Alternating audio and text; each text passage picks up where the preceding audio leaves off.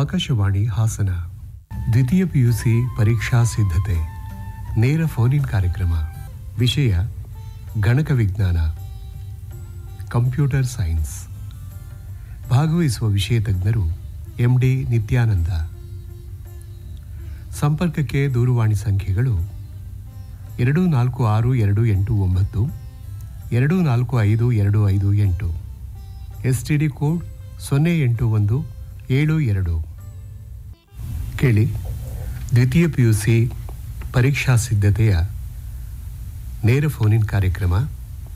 ನಮ್ಮ ಎಲ್ಲ ಪ್ರೀತಿಯ ಮಕ್ಕಳಿಗೆ ಮತ್ತು ಕೇಳುಗರಿಗೆ ನಮಸ್ಕಾರ. ಇವತ್ತಿನ ದ್ವಿತೀಯ ಪಿಯುಸಿ ಪರೀಕ್ಷಾ ಸಿದ್ಧತೆ ನೇರ ಫೋನ್ ಇನ್ ಕಾರ್ಯಕ್ರಮಕ್ಕೆ ಪ್ರೀತಿಯ ಸ್ವಾಗತ. ಇಂದಿನ ಕಾರ್ಯಕ್ರಮದ ವಿಷಯ ಗಣಕ ವಿಜ್ಞಾನ. ಈ ವಿಷಯಕ್ಕೆ ಸಂಬಂಧಪಟ್ಟ ಹಾಗೆ ಮಾಹಿತಿಯನ್ನು ಮಾಡಿಕೊಡ್ಲಿಕ್ಕೆ ಹಾಸನದ ಬೆಸ್ಟ್ PU ಕಾಲೇಜ್ನಿಂದ ಡಾಕ್ಟರ್ ನಿತ್ಯಾನಂದ MD ಅವರು ನಮ್ಮ ಸ್ಟುಡಿಯೋಗೆ ಬಂದಿದ್ದಾರೆ. ಸರ್ ನಮಸ್ಕಾರ. ನಮಸ್ತೆ ಮೇಡಮ್. ಕಾರ್ಯಕ್ರಮಕ್ಕೆ ಸ್ವಾಗತ ತಮಗೆ. Thank you. ಇವತ್ತಿನ ಕಾರ್ಯಕ್ರಮದಲ್ಲಿ ಕಂಪ್ಯೂಟರ್ ಸೈನ್ಸ್ ವಿಷಯಕ್ಕೆ ಸಂಬಂಧಪಟ್ಟ ಹಾಗೆ ಮಕ್ಕಳಿಗೆ ಏನಾದರೂ ಪ್ರಶ್ನೆಗಳಿದ್ದರೆ ಅಥವಾ ಆತಂಕಗಳಿದ್ದರೆ ಅವರು ಕರೆ ಮಾಡಿ ಪ್ರಶ್ನೆಗಳನ್ನು ಕೇಳಬಹುದು. ದೂರವಾಣಿ ಸಂಖ್ಯೆಗಳನ್ನು ಮತ್ತೊಮ್ಮೆ ಹೇಳ್ತೀನಿ. 08172 ಇದು STD ಸಂಖ್ಯೆ. ಹಾಸನದ ಹೊರಗಿನಿಂದ ಕರೆ ಮಾಡುವವರು ಇದನ್ನು ಬಳಸಬಹುದು. ದೂರವಾಣಿ ಸಂಖ್ಯೆಗಳು 2452558 2462829. ಸರ್, ಕಾರ್ಯಕ್ರಮವನ್ನು ಆರಂಭ ಮಾಡೋಣ. ಪಠ್ಯಕ್ರಮದಲ್ಲಿ ಏನಾದರೂ ಕಂಪ್ಯೂಟರ್ ಸೈನ್ಸ್ಗೆ ಸಂಬಂಧಪಟ್ಟ ಹಾಗೆ ಬದಲಾವಣೆಗಳಿದೆಯಾ? ಇಲ್ಲ ಮೇಡಮ್, ಲಾಸ್ಟ್ ಇಯರ್ ಏನಾಗಿತ್ತು ಅದೇ ಥರ ಪಠ್ಯಕ್ರಮಗಳಿದೆ, ಏನು ಬದಲಾವಣೆಗಳಾಗಿಲ್ಲ. ಬಟ್ ಕ್ವಶನ್ ಪೇಪರ್ ಪ್ಯಾಟ್ರನ್ ಅಂತ ಬಂದಾಗ ಸೈನ್ಸ್ನಲ್ಲೆಲ್ಲ ಹೇಗಾಗಿದೆ ಅದೇ ರೀತಿನಲ್ಲಿ ಆಗಿದೆ. ಏನು ಬದಲಾವಣೆ ಆಗಿದೆ ಅನ್ನೋಂಥದ್ದನ್ನು ಹೇಳ್ತೀನಿ. ಪಾರ್ಟ್ E ಅನ್ನೋಂಥದ್ದೊಂದು ಇರಲಿಲ್ಲ, ಅದನ್ನು ಆ್ಯಡ್ ಮಾಡ್ಕೊಂಡಿದ್ದಾರೆ. ಸೊ ಅದರಲ್ಲಿ 5 ಮಾರ್ಕ್ಸ್ದು 3 ಕ್ವಶನ್ಸ್ಗಳನ್ನ ಕೊಡ್ತಾರೆ. ಸೊ ಅದರಲ್ಲಿ ಹುಡುಗರು ವಿದ್ಯಾರ್ಥಿಗಳು ಯಾವುದಾದ್ರೂ 2 ಪ್ರಶ್ನೆಗಳಿಗೆ ಉತ್ತರ ಕೊಡಬೇಕು. 10 ಮಾರ್ಕ್ಸ್ಗಳಿರ್ತದೆ.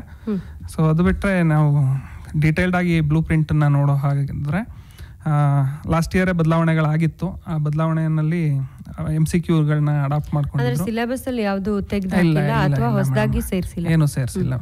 PU ಬೋರ್ಡ್ ಏನು ಇಟ್ಕೊಂಡಿದ್ದಾರೆ ಸೇಮ್ ಸಿಲೆಬಸ್ ಕ್ಯಾರಿ ಆಗಿದೆ, ಅದರಲ್ಲಿ ಏನು ಬದಲಾವಣೆಗಳಾಗಿಲ್ಲ. MCQ ಕ್ವಶನ್ಸ್ಗಳು ಲಾಸ್ಟ್ ಇಯರ್ ಏನಿತ್ತು ಅದೇ ಆಸ್ ಇಟ್ ಈಸ್ ಪ್ಯಾಟ್ರನ್ ಹೋಗ್ತದೆ. ಓನ್ಲಿ ದ ಲಾಸ್ಟ್ ಪಾರ್ಟ್ ಅಂತ ಬಂದಾಗ, ಪಾರ್ಟ್ E ಅಂತ ಬಂದಾಗ ಅದರಲ್ಲಿ ಬದಲಾವಣೆಗಳಿದ್ದಾವೆ. ಸೊ ಇಲ್ಲಿ 15 MCQ ಕ್ವಶನ್ಸ್ಗಳು ಬರುತ್ತೆ. ಸೊ 15ಕ್ಕೂ ಯಾವುದೇ ಥರನಾದಂತಹ ಚಾಯ್ಸ್ಗಳಿರೋದಿಲ್ಲ. 15 ಕ್ವಶನ್ಸ್ಗಳನ್ನ ಅಟೆಂಡ್ ಮಾಡಬೇಕಾಗಿ ಬರ್ತದೆ. ಸೊ ಫಿಲ್ ಇನ್ ದ ಬ್ಲಾಂಕ್ಸ್ಗಳು ಬರುತ್ತೆ, ಅದರಲ್ಲಿ 5 ಕ್ವಶನ್ಸ್ಗಳನ್ನ ಕೊಡ್ತಾರೆ. ಸೊ ಇದನ್ನು ಕೂಡ ಅಟೆಂಡ್ ಮಾಡಬೇಕು. ಇದು 20 ಮಾರ್ಕ್ಸ್ನಲ್ಲಿ ಯಾವುದೂ ಕೂಡ ಚಾಯ್ಸ್ಗಳಿರೋದಿಲ್ಲ. ಸೊ ಅಷ್ಟನ್ನು ಕೂಡ ಅಟೆಂಡ್ ಮಾಡಬೇಕು. ನೆಕ್ಸ್ಟ್ ಪಾರ್ಟ್ ಬಂದಾಗ 2 ಮಾರ್ಕ್ಸ್ಗಳ ಕ್ವಶನ್ಸ್ಗಳು 8 ಕ್ವಶನ್ಸ್ಗಳನ್ನ ಕೇಳ್ತಾರೆ. ಅದರಲ್ಲಿ 4 ಕ್ವಶನ್ಸ್ಗಳಿಗೆ ಅವರು ಉತ್ತರಿಸ್ಬೇಕಾಗಿ ಬರ್ತದೆ. ಪ್ರತಿಯೊಂದು ಕ್ವಶನ್ಸ್ಗೂ 2 ಅಂಕಗಳಿರ್ತದೆ. ಹಾಗೆ 3 ಅಂಕಗಳದ್ದು 4 ಕ್ವಶನ್ಸ್ಗಳಿಗೆ ಉತ್ತರಿಸ್ಬೇಕಾಗ್ತದೆ. ಟೋಟಲ್ 8 ಕ್ವಶನ್ಸ್ಗಳು ಅದರಲ್ಲೂ ಕೂಡ ಕೇಳ್ತಾರೆ. ಸೊ ಲಾಂಗ್ ಆನ್ಸರ್ಸ್ಗಳು ಬಂದಾಗ ಹೇಳಿದ್ನಲ್ಲ, ಈಗ ಅದನ್ನು ಡಿವೈಡ್ ಮಾಡಿದ್ದಾರೆ. ಮುಂಚೆ ಆಗಿದ್ರೆ ಒಟ್ಟಿಗೆ ಇರ್ತಿತ್ತದು. ಸೊ ಈಗ ಅದನ್ನು ಡಿವೈಡ್ ಮಾಡಿ 2 ಪಾರ್ಟ್ ಮಾಡಿದ್ದಾರೆ. ಅದರಲ್ಲಿ ಹಾಟ್ಸಲ್ಲಿ 3 ಕ್ವಶನ್ಸ್ಗಳನ್ನ ಕೇಳ್ತಾರೆ. ಅದನ್ನು ಬಿಟ್ಟರೆ 20 ಮಾರ್ಕ್ಸ್ಗೆ ಆನ್ಸರ್ ಮಾಡಬೇಕಾಗಿರುತ್ತೆ ಮಕ್ಕಳು. ಸೊ ಅದರಲ್ಲೂ ಕೂಡ ಅವರು 40 ಮಾರ್ಕ್ಸ್ಗಳಿಗೆ ಕೇಳ್ತಾರೆ. 4 ಕ್ವಶನ್ಸ್ ಚಾಯ್ಸ್ ಇರುತ್ತೆ. ಸೊ ಹಾಗಾಗಿ ಅದನ್ನು ಕೂಡ ಅಟೆಂಡ್ ಮಾಡಬೇಕಾಗಿ ಬರ್ತದೆ. ಹಾರ್ಟ್ಸ್ ಬಂದಾಗ 3 ಕ್ವಶನ್ಸ್ಗಳನ್ನ ಕೇಳಿರ್ತಾರೆ. ಅದರಲ್ಲಿ ಯಾವುದಾದ್ರೂ 2 ಪ್ರಶ್ನೆಗಳಿಗೆ ಅವರು ಉತ್ತರಿಸ್ಬೇಕಾಗಿ ಬರ್ತದೆ. ಸೊ ಇದು ಕ್ವಶನ್ ಪೇಪರ್ ಪ್ಯಾಟ್ರನ್ ಬಂದು ಹೀಗಿರ್ತದೆ. ಸೊ ಕಳೆದ ವರ್ಷಗಳಲ್ಲೆಲ್ಲ 5 ಮಾರ್ಕ್ಸ್ ಅಂತ ಹೇಳಿದ್ರೆ ಒಂದೇ ಇದನ್ನು ಪಾರ್ಟ್ ಮಾಡ್ಕೊಂಡಿದ್ರು. ಅದನ್ನು ಸ್ಪ್ಲಿಟ್ ಮಾಡಿ 2 ಪಾರ್ಟ್ಗಳಾಗಿ ಡಿವೈಡ್ ಮಾಡಿದ್ದಾರೆ ಈ ವರ್ಷದಿಂದ. ಸೊ ನಂಬರ್ ಆಫ್ ಕ್ವಶನ್ಸ್ಗಳು ಬಂದಾಗ ಓವರ್ ಆಲ್ ಕ್ವಶನ್ಸ್ಗಳು 47 ಕ್ವಶನ್ಸ್ಗಳನ್ನ ಕೇಳ್ತಾರೆ ಎಲ್ಲ ಪಾರ್ಟಿಂದ ಸೇರಿ. ಅದರಲ್ಲಿ 34 ಕ್ವಶನ್ಸ್ಗಳಿಗೆ ಆನ್ಸರ್ ಮಾಡಬೇಕಾಗತ್ತೆ. ಅದರಲ್ಲಿ MCQ ಮತ್ತು ಫಿಲ್ ಇನ್ ದ ಬ್ಲಾಂಕ್ಸ್ಗಳಿಗೆ ಮಾತ್ರ ಚಾಯ್ಸ್ಗಳಿರೋದಿಲ್ಲ. ಇನ್ನೆಲ್ಲದಕ್ಕೂ ಕೂಡ ಚಾಯ್ಸ್ಗಳನ್ನ ಕೊಟ್ಟಿದ್ದಾರೆ. ಸೊ ಇದರಲ್ಲಿ ಏನಾಗ್ತದೆ ಅಂತ ಹೇಳಿದ್ರೆ 1 ಬೈ ಚಾಪ್ಟರ್ ವೈಸ್ ನಾವು ಹೋಗ್ತೀವಿ ಅನ್ನೋ ಹಾಗಿದ್ರೆ ಫಸ್ಟ್ ಚಾಪ್ಟರ್ ಬಂದು typical configuration of computer systems ಅಂತ ಬರ್ತದೆ. ಸೊ ಈ ಚಾಪ್ಟರ್ಗೆ 4 ಮಾರ್ಕ್ಸ್ ವೆಯ್ಟೇಜಸ್ನ ಕೊಟ್ಟಿದ್ದಾರೆ. ಒಂದು MCQ ಮತ್ತು ಒಂದು 3 ಮಾರ್ಕ್ಸ್ ಕ್ವಶನ್ಸ್ನ ಕೇಳ್ತಾರೆ. ಇದರಲ್ಲಿ ಸಾಮಾನ್ಯವಾಗಿ ಇದುವರೆಗೂ ಲಾಸ್ಟ್ ಹಳೆ ಕ್ವಶನ್ ಪೇಪರ್ ಪ್ಯಾಟರ್ನ್ಸ್ಗಳನ್ನ ನೀವು ಅಬ್ಸರ್ವ್ ಮಾಡ್ಕೊತ ಬಂದರೆ 3 ಮಾರ್ಕ್ಸ್ ಕ್ವಶನ್ಸ್ಗಳು ಆಲ್ಮೋಸ್ಟ್ ಆಲ್ ಎಕ್ಸ್ಪೆಕ್ಟೆಡ್ ಮಾಡ್ಬೋದು ಹುಡುಗರುಗಳು. ಏನಂತ ಹೇಳಿದ್ರೆ ಕ್ಯಾರೆಕ್ಟರಿಸ್ಟಿಕ್ಸ್ ಆಫ್ ಕಂಪ್ಯೂಟರ್ಸ್ ಅಂತ ಬರುತ್ತೆ, ಕಾಂಪೊನೆಂಟ್ಸ್ ಆಫ್ ಕಂಪ್ಯೂಟರ್ಸ್ ಬರುತ್ತೆ, ಡಿಫ್ರೆಂಟ್ ಟೈಪ್ಸ್ ಆಫ್ ಪೋರ್ಟ್ಸ್ಗಳು ಬರುತ್ತೆ, L1 ಕ್ಯಾಶ್ L2 ಕ್ಯಾಶ್ ಅಂತ ಬರುತ್ತೆ, ಕ್ಯಾಶ್ದು ಡಯಾಗ್ರಾಮ್ ಎಕ್ಸ್ಪ್ಲನೇಷನ್ಸ್ಗಳನ್ನ ಕೇಳ್ತಾರೆ, ಟೈಪ್ಸ್ ಆಫ್ ಪವರ್ ಸಪ್ಲೈ ಅಂತ ಬರ್ತದೆ. ಸೊ ಹುಡುಗರುಗಳಿಗೆ 3 ಮಾರ್ಕ್ಸ್ ಅಂತ ಬಂದಾಗ ಒಂದು ಸೆಟ್ ಆಫ್ ಕ್ವಶನ್ಸ್ಗಳನ್ನ ಫ್ರೇಮ್ ಮಾಡಿರೋದ್ರಲ್ಲಿ ಎಕ್ಸ್ಪೆಕ್ಟ್ ಮಾಡ್ಬೋದು. ಅದರಲ್ಲಿ ಏನೂ ಇರೋದಿಲ್ಲ. MCQ ಬಂದಾಗ ಡೈರೆಕ್ಟಾಗಿ ಕೇಳುವಂಥ ಕ್ವಶನ್ಸ್ಗಳಿದೆ. ಇದರಲ್ಲಿ ಯಾವುದು ಅಪ್ಲಿಕೇಶನ್ ಓರಿಯೆಂಟೆಡ್ ಆಗಲಿ ಹಾರ್ಟ್ಸ್ ಆಗಲಿ ಈ ಥರದ್ದೇನು ಬರೋದಿಲ್ಲ, ನೇರ ಕ್ವಶನ್ಸ್ಗಳಿರುತ್ತೆ, ಅದನ್ನು ಅಟೆಂಡ್ ಮಾಡಬೇಕಾಗತ್ತೆ. ಎಕ್ಸಾಂಪಲ್ ಏನಂತ ಹೇಳಿದ್ರೆ, ಈಗ say for example L1 cash ಎಲ್ಲಿ ಲೊಕೇಟ್ ಆಗಿರುತ್ತೆ ಅನ್ನೋಂಥದ್ದನ್ನು ಕೇಳ್ಬೋದು, ಎಕ್ಸಾಂಪಲ್ಗೆ ನಾನು ತೊಗೊತೀರ ಅಂಥದ್ದು. ಸೊ ಇದು ಹುಡುಗರುಗಳು ನೇರವಾಗಿ ಆಲ್ರೆಡಿ ಪಾಠ ಮಾಡಬೇಕಾದ್ರೆ ಹೇಳಿರ್ತೀವಿ, ಇನ್ಸೈಡ್ ದ ಪ್ರೊಸೆಸರ್ ಅನ್ನೋ ಅಂಥದ್ದನ್ನು ಉತ್ತರಿಸಬೇಕಾಗಿರುತ್ತೆ, ಡೈರೆಕ್ಟಾಗಿ ನೇರವಾಗಿ ಕೇಳ್ತಾರೆ. ಅಥವಾ ಸೀರಿಯಲ್ ಪೋರ್ಟ್, ಪ್ಯಾರಲಲ್ ಪೋರ್ಟ್ ಅಂತ ಬರುತ್ತೆ. ಒಂದು ಟ್ರಾನ್ಸ್ಮಿಷನ್ನಲ್ಲಿ, ಒಂದು ಕ್ಲಾಕ್ ಸೈಕಲ್ನಲ್ಲಿ ಎಷ್ಟು ಬಿಟ್ಸ್ಗಳು ಟ್ರಾನ್ಸ್ಮಿಟ್ ಆಗುತ್ತೆ ಅನ್ನೋ ಅಂಥದ್ದನ್ನು ಕೇಳ್ಬೋದಾಗಿರೋದಕ್ಕೆ ಎಕ್ಸಾಂಪಲ್ಸ್ಗಳನ್ನ ನಾನು ಹೇಳ್ತೀರಾ ಅಂಥದ್ದು. ಹುಡುಗರುಗಳದನ್ನು ನೇರವಾಗಿ ಉತ್ತರ ಕೊಡಬೇಕಾಗಿ ಬರ್ತದೆ. ಅದಾದಮೇಲೆ ಇದು ಫಸ್ಟ್ ಚಾಪ್ಟರ್ಗಳಾದರೆ 4 ಮಾರ್ಕ್ಸ್ ವೆಯ್ಟೇಜ್ನ ಕ್ಯಾರಿ ಮಾಡ್ತಾ ಹೋಗ್ತದೆ. ಎರಡನೇ ಚಾಪ್ಟರ್ ಬಂದು ಬೂಲಿಯನ್ ಆಲ್ಜಿಬ್ರಾ ಅಂತ ಬರ್ತದೆ. ಇಲ್ಲಿ 10 ಮಾರ್ಕ್ಸ್ಗೆ. ಮೊದಲನೇ ಚಾಪ್ಟರ್ ಅಲ್ಲಿ ಎಷ್ಟು ಮಾರ್ಕ್ಸ್ ಬರಬಹುದು? 4 ಮಾರ್ಕ್ಸ್ ಮೇಡಮ್. 3 ಮಾರ್ಕ್ಸ್ದು ಒಂದು MCQ ಕ್ವಶನ್ಸ್ ಬರ್ತದೆ. ಎರಡನೇ ಚಾಪ್ಟರ್ ಬಂದಾಗ 10 ಮಾರ್ಕ್ಸ್ಗೆ ವೆಯ್ಟೇಜ್ ಕ್ಯಾರಿ ಮಾಡ್ತದೆ. ಇಲ್ಲೇನಾಗ್ತದೆ ಅಂತ ಹೇಳಿದ್ರೆ, ಒಂದು MCQ ಕೇಳ್ತಾರೆ, ಇನ್ನೊಂದು ಶಾರ್ಟ್ ಆನ್ಸರ್ಸ್ 2 ಬರುತ್ತೆ, ಒಂದು ಹಾರ್ಟ್ಸಿಂದ ಒಂದು ಕ್ವಶನ್ಸ್ನ ಕೇಳ್ತಾರೆ. ಏನಂತ ಹೇಳಿದ್ರೆ, MCQ ಬಂದಾಗ ಡೈರೆಕ್ಟಾಗಿ ಈಗ ಬೂಲಿಯನ್ ಆಲ್ಜಿಬ್ರಾ ಅಂತ ಬಂದಾಗ ನೇರವಾಗಿ ಕೇಳೋಂಥದ್ದು, ಮಕ್ಕಳು ಎಷ್ಟು ಮಟ್ಟಿಗೆ ಅರ್ಥ ಮಾಡ್ಕೊಂಡಿದ್ದಾರೆ ಅನ್ನೋಂಥದ್ದು, ಟೌಟಾಲಜಿ ಅಂದ್ರೇನು, ಫಾಲಸಿ ಅಂದ್ರೇನು, ಮಿನ್ ಟರ್ಮ್ ಅಂದ್ರೇನು, ಮ್ಯಾಕ್ಸ್ ಟರ್ಮ್ ಅಂದ್ರೇನು, ಲಾಸ್ಗಳು ಬರುತ್ತೆ, ಬೂಲಿಯನ್ ರೂಲ್ಸ್ಗಳು ಬರುತ್ತೆ. ಬೂಲಿಯನ್ ರೂಲ್ಸ್ಗಳ ಮೇಲೆ ಬೇಕಾದರೂ ಕೇಳೋವಂಥ ಚಾನ್ಸಸ್ಗಳು MCQ ಇಂದ ಇರ್ತದೆ. ಇಲ್ಲಿ ಮೇಯ್ನಾಗಿ ಅಬ್ಸರ್ವ್ ಮಾಡಬೇಕಾಗಿರೋದು ಏನಂತ ಹೇಳಿದ್ರೆ, ಈ ಚಾಪ್ಟರ್ನಲ್ಲಿ ಎಲ್ಲ ವಿದ್ಯಾರ್ಥಿಗಳಿಗೂ ಏನಂತ ಹೇಳಿದ್ರೆ, ಇದು ಲಾಸ್ಟ್ ಪಾರ್ಟ್ ಬರುತ್ತೆ ಅಂತ ಹೇಳಿದ್ನಲ್ಲ, ಆ ಪಾರ್ಟ್ನಲ್ಲಿ 3 ಕ್ವಶನ್ನಲ್ಲಿ 1 ಕ್ವಶನ್ ಈ ಚಾಪ್ಟರಿಂದ ಕಂಪಲ್ಸರಿಯಾಗಿ ಬರುತ್ತೆ. 3 ಕ್ವಶನ್ಸ್ಗಳು. ಯಾರೆಲ್ಲ 100 ಔಟ್ ಆಫ್ 100ನ ಸ್ಕೋರ್ ಮಾಡಬೇಕಂತ ಪ್ಲ್ಯಾನ್ ಮಾಡ್ತಿದ್ದಾರೆ ಅವ್ರುಗಳಿಗೆ ಮೋಸ್ಟ್ ಇಂಪಾರ್ಟೆಂಟ್ ಆಗ್ತದೆ ಈ ಚಾಪ್ಟ್ರು. ಯಾಕೆ ಅಂತ ಹೇಳಿದ್ರೆ, 3 ಕ್ವಶನಲ್ಲಿ ಒಂದನ್ನೇ ಎರಡನ್ನ ಚಾಯ್ಸ್ ಮಾಡಬೇಕಾಗಿದೆ, ಒಂದನ್ನ ಬಿಡ್ಬೋದಾಗಿದೆ. ಹಾಗಿದ್ದಾಗ ಈ ಚಾಪ್ಟ್ರಿಂದ ಒಂದು ಆ ಕ್ವಶನ್ ಇದ್ದಾಗ ಎವ್ರಿ ಇಯರ್ ನಾವು ನೋಡಿದ ಹಾಗೆ ಸಾಮಾನ್ಯ ಇದುವರೆಗೂ ಸಿಲೆಬಸ್ ಲಾಸ್ಟ್ ಟೈಮ್ ಚೇಂಜ್ ಆದಾಗ್ಲಿಂದ ಇಲ್ಲಿವರೆಗೂ ಸಾಮಾನ್ಯವಾಗಿ ಕೇಳ್ಕೊಂಬಂದಿರೋ ಅಂಥ ಕ್ವಶನ್ಸ್ಗಳು ಕಾರ್ನ್ ಆಫ್ ಮ್ಯಾಪ್ ಪ್ರಿಡಕ್ಷನ್ಸ್ದು ಒಂದು ಪ್ರಾಬ್ಲಮ್ ಕೇಳ್ತಾರೆ ಮೇಡಮ್. ಸಾಮಾನ್ಯವಾಗಿ ಎಲ್ಲೋ 1 ವರ್ಷ 2 ವರ್ಷ ಅದನ್ನು ಬಿಟ್ಟು ಬೇರೆ ಕ್ವಶನ್ಸ್ಗಳನ್ನ ಕೇಳಿದ್ರು ಸಾಮಾನ್ಯವಾಗಿ ಆ ಕ್ವಶನ್ಸ್ಗಳು ರಿಪೀಟ್ ಆಗ್ತಾ ಇರುತ್ತೆ. ಸೊ ಇಲ್ಲಿ ಹೈಯರ್ ಆರ್ಡರ್ ಥಿಂಕಿಂಗ್ ಬೇಕಾಗಿರೋದ್ರಿಂದ ಮ್ಯಾಪ್ ಹೇಗೆ ಡ್ರಾ ಮಾಡ್ತೀವಿ ಮತ್ತೊಂದು ಅನ್ನೋಂಥದ್ದು ಮಕ್ಕಳುಗಳಿಗೆ ಕ್ಲಾಸ್ ಲೆವೆಲ್ನಲ್ಲೇ ಹೇಳಿರ್ತಾರೆ. ಅದನ್ನು ಸಿಂಪ್ಲಿಫಿಕೇಶನ್ ಮಾಡೋದು ಹೇಗೆ ಅನ್ನೋ ಅಂಥದ್ದನ್ನು ಹೇಳಿರ್ತಾರೆ. ಮ್ಯಾಪ್ಸ್ ಬರ್ಕೊಳ್ಳೋದ್ರಿಂದ ಹಿಡಿದು ಎಲ್ಲ ಸ್ಟೆಪ್ಸ್ಗಳಿಗೂ ಕೂಡ ಮಾರ್ಕ್ಸ್ ಇರ್ತದೆ. ಸೊ ಫೈನಲ್ ರಿಸಲ್ಟ್ ಬರೆಯೋ ತನಕಲ್ಲೂ ಕೂಡ ಎಲ್ಲದಕ್ಕೂ ಡಿವಿಷನ್ಸ್ ಮಾಡಿ ಇಟ್ಟಿರ್ತಾರೆ. ಸೊ ಇದನ್ನು ಅರ್ಥ ಮಾಡ್ಕೊಂಡಿದ್ರೆ ಮಾತ್ರ ಈ ಪ್ರಾಬ್ಲಮ್ಸ್ಗಳನ್ನ ಈಸಿಯಾಗಿ ಸಾಲ್ವ್ ಮಾಡ್ಬೋದು. ಅರ್ಥ ಆಗಿಲ್ಲ ಅಂತ ಹೇಳಿದ್ರೆ ಮ್ಯಾಪ್ಗಳು ಬರೆಯೋದಕ್ಕೂ ಕೂಡ ಗೊತ್ತಾಗೋದಿಲ್ಲ. ಅಲ್ಲಿ ನಂಬರಿಂಗ್ ಏನು ಮಾಡ್ತೀವಿ ವಿದ್ಯಾರ್ಥಿಗಳಿಗೆ ಗೊತ್ತಿರುತ್ತೆ. ಸಾಮಾನ್ಯವಾಗಿ ಈ ಕ್ವಶನ್ಸ್ನ ಕಂಪಲ್ಸರಿಯಾಗಿ ಕೇಳೋವಂಥ ಚಾನ್ಸಸ್ ಇರುತ್ತೆ. ಇದೇ ಬರುತ್ತೆ ಅಂತ ನಾನು ಹೇಳೋದಿಲ್ಲ, ಬದಲಾವಣೆಗಳಾಗಿ ಕ್ವಶನ್ ಪೇಪರ್ ಸೆಟ್ಟಿಂಗ್ ಆಗಬೇಕಾದ್ರೆ ಬೇರೆದು ಬರ್ಬೋದು. ಮೋಸ್ಟ್ ಆಫ್ ದ ಟೈಮ್ ಹುಡುಗರುಗಳು ಕೂಡ ಹಿಂದಿನ ವರ್ಷದ ಕ್ವಶನ್ ಪೇಪರ್ಸ್ಗಳನ್ನ ನೋಡಿದರೆ ಈ ಕ್ವಶನ್ಸ್ ಸಾಮಾನ್ಯವಾಗಿ ಬರುತ್ತೆ. ಇದು ಬಿಟ್ಟರೆ ನಮ್ಗೆ ಡಿ ಮಾರ್ಗನ್ಸ್ ಥಿಯರಮ್ ಅಂತ ಬರುತ್ತೆ, ಅದನ್ನು ಬೇಕಾದರೂ ಕೇಳ್ಬೋದು. ಡಿಫ್ರೆಂಟ್ ಟೈಪ್ಸ್ ಆಫ್ ಲಾಸ್ಗಳು ಬರುತ್ತೆ, ಅದನ್ನು ಬೇಕಾದರೂ ಎಕ್ಸಾಮಿನೇಷನ್ ಪಾಯಿಂಟ್ ಆಫ್ ವ್ಯೂ ಇಂದ ಕೇಳೋದಕ್ಕೆ ಅವಕಾಶ ಇರುತ್ತೆ. ಹಾಗಾಗಿ ಇಲ್ಲಿ ಆಪ್ಷನ್ಸ್ಗಳು ಜಾಸ್ತಿ ಇಲ್ದೇ ಇದ್ದಾಗ ಈ ಪಾರ್ಟನ್ನು ಬಿಡೋದಕ್ಕೆ ವಿದ್ಯಾರ್ಥಿಗಳು ಬಿಡ್ದೇ ಇದ್ದರೆ ಒಳ್ಳೆಯದು ಅನ್ನೋಂಥದ್ದು ನನ್ನ ಅಭಿಪ್ರಾಯ. ಯಾಕೆ ಅಂತ ಹೇಳಿದ್ರೆ ಕಂಪಲ್ಸರಿಯಾಗಿ ಅಟೆಂಡ್ ಮಾಡಲಿ ಅನ್ನೋಂಥದ್ದು ಇದು. ಆಪ್ಷನ್ಸ್ ತೊಗೊಂಡು ಇದನ್ನೇ ಬಿಟ್ಬಿಡ್ತೀವಿ ಕಷ್ಟ ಆಗುತ್ತೆ ಅನ್ನೋದ್ರ ಬದಲು ಸಿಂಪಲ್ ಇರುತ್ತೆ ಟೆಕ್ನಿಕ್ಸ್ಗಳು, ಅದನ್ನು ತಿಳ್ಕೊಂಡು ಇದು ಮಾಡೋವಂಥದ್ದು. MCQ ಕ್ವಶನ್ಸ್ಗಳು ಹಾಗೆ ನಾನು ಹೇಳಿದ್ನಲ್ಲ, ಮಿನ್ ಟರ್ಮು, ಮ್ಯಾಕ್ಸ್ ಟರ್ಮು ಅಥವಾ ಫಾಲಸಿ, ಟೌಟಾಲಜಿ ಈ ಥರದ ಕ್ವಶನ್ಸ್ಗಳನ್ನ ಕೇಳೋವಂಥ ಚಾನ್ಸಸ್ಗಳಿರುತ್ತೆ. ಯಾವ್ದು ಬೇಕಾದರೂ 1 ಮಾರ್ಕ್ಸಿಗೆ ವೆಯ್ಟೇಜ್ ಇರೋ ಅಂಥದ್ದು MCQ. ಸ್ವಲ್ಪ ಅರ್ಥ ಮಾಡ್ಕೊಂಡಿದ್ರೆ, ಸಬ್ಜೆಕ್ಟ್ ನಾಲೆಡ್ಜ್ ಇದ್ದರೆ ಈಸಿಯಾಗಿ ಬರೀಬಹುದಾಗಿರೋ ಅಂಥದ್ದು. ಇನ್ನು 2 ಮಾರ್ಕ್ಸ್ ಬಂದಾಗ ಒಂದು ಅಂಡರ್ಸ್ಟ್ಯಾಂಡಿಂಗ್ನಲ್ಲಿ, ಒಂದು ಅಪ್ಲಿಕೇಶನ್ ಲೆವೆಲ್ನಲ್ಲಿ ಕೇಳ್ತಾರೆ. ಅಂಡರ್ಸ್ಟ್ಯಾಂಡಿಂಗ್ ಅಂತ ಹೇಳಿದ್ರೆ ಹೇಳಿದ್ನಲ್ಲ ನಾನು ಆಲ್ರೆಡಿ, ಅವ್ರಿಗೆ ಎಷ್ಟು ಸಬ್ಜೆಕ್ಟ್ ಏನಿದೆ ಅದನ್ನು ಆ್ಯಸ್ ಇಟ್ ಈಸ್ ತಿಳ್ಕೊಂಡಿದ್ರೆ ಸಾಕು, ಆ ಕ್ವಶನ್ಸ್ಗಳನ್ನ ಅಟೆಂಡ್ ಮಾಡ್ಬೋದು. ಅಪ್ಲಿಕೇಶನ್ ಬಂದಾಗ ರೂಲ್ಸ್ಗಳನ್ನ ಯೂಸ್ ಮಾಡಿಕೊಂಡು ಕೆಲವೊಂದು ಎಕ್ಸ್ಪ್ರೆಷನ್ಸ್ಗಳನ್ನ ಸಿಂಪ್ಲಿಫಿಕೇಶನ್ ಮಾಡಬೇಕಾಗಿ ಬರ್ತದೆ. ಆ ರೂಲ್ಸ್ಗಳು ಏನು ಬೂಲಿಯನ್ ರೂಲ್ಸ್ ಅಂತ 17 ರೂಲ್ಸ್ ಇದೆ, ಅದನ್ನು ತಿಳ್ಕೊಂಡಿದ್ರೆ ಮಾತ್ರ ಅದನ್ನು ಅವರು ಅಟೆಂಡ್ ಮಾಡೋದಕ್ಕೆ ಸಾಧ್ಯ ಆಗೋವಂಥದ್ದು. ಅರ್ಥ ಮಾಡ್ಕೊಂಡಿದ್ದು ಅವರು ಅದನ್ನು ತಿಳ್ಕೊಂಡಿದ್ರೆ ಏನು ಪ್ರಾಬ್ಲಮ್ ಕೊಟ್ಟರು ಅಲ್ಲಿ ಬರಿಬೇಕು, ನಾವು ಹೇಳಬೇಕು ಏನಕ್ಕಾಗಿ ಈ ಫಾರ್ಮುಲಾನ ಅಲ್ಲಿಗೆ ನಾವು ಇವ್ಯಾಲ್ಯೂಯೇಟ್ ಮಾಡ್ತಿದ್ದೀವಿ, ತೊಗೊತಿದ್ದೀವಿ ಅನ್ನೋ ಅಂಥದ್ದನ್ನು. ಸೊ ಆ ಕೆಲಸನ ಮಾಡಬೇಕಾಗ್ತದೆ, ಅದು ಅಪ್ಲಿಕೇಶನ್ ಲೆವೆಲ್ನಲ್ಲಿ ಬರೋ ಅಂಥದ್ದು. ಸೊ ಟೋಟಲ್ ಈ ಚಾಪ್ಟ್ರಿಂದ 10 ಮಾರ್ಕ್ಸ್ಗೆ ವೆಯ್ಟೇಜ್ ಕ್ಯಾರಿ ಆಗ್ತದೆ. ಅದರಲ್ಲಿ ಹಾರ್ಟ್ಸ್ಗೆ ಒಂದು ಕ್ವಶನ್ ಬರ್ತದೆ, ಇನ್ನು ಮಿಕ್ಕಿದ್ದು 2 ಮಾರ್ಕ್ಸ್ದು 2 ಕ್ವಶನ್ಸ್ಗಳು ಬರ್ತದೆ, ಒಂದು MCQ ಕ್ವಶನ್ಸ್ನ ಕೇಳ್ತಾರೆ. ಇದು ಸೆಕೆಂಡ್ ಚಾಪ್ಟರ್ ಆಯಿತು. 3ನೇ ಚಾಪ್ಟ್ರಿಗೆ ಬಂದರೆ ಲಾಜಿಕ್ ಗೇಟ್ಸ್ ಅಂತ ಬರುತ್ತೆ.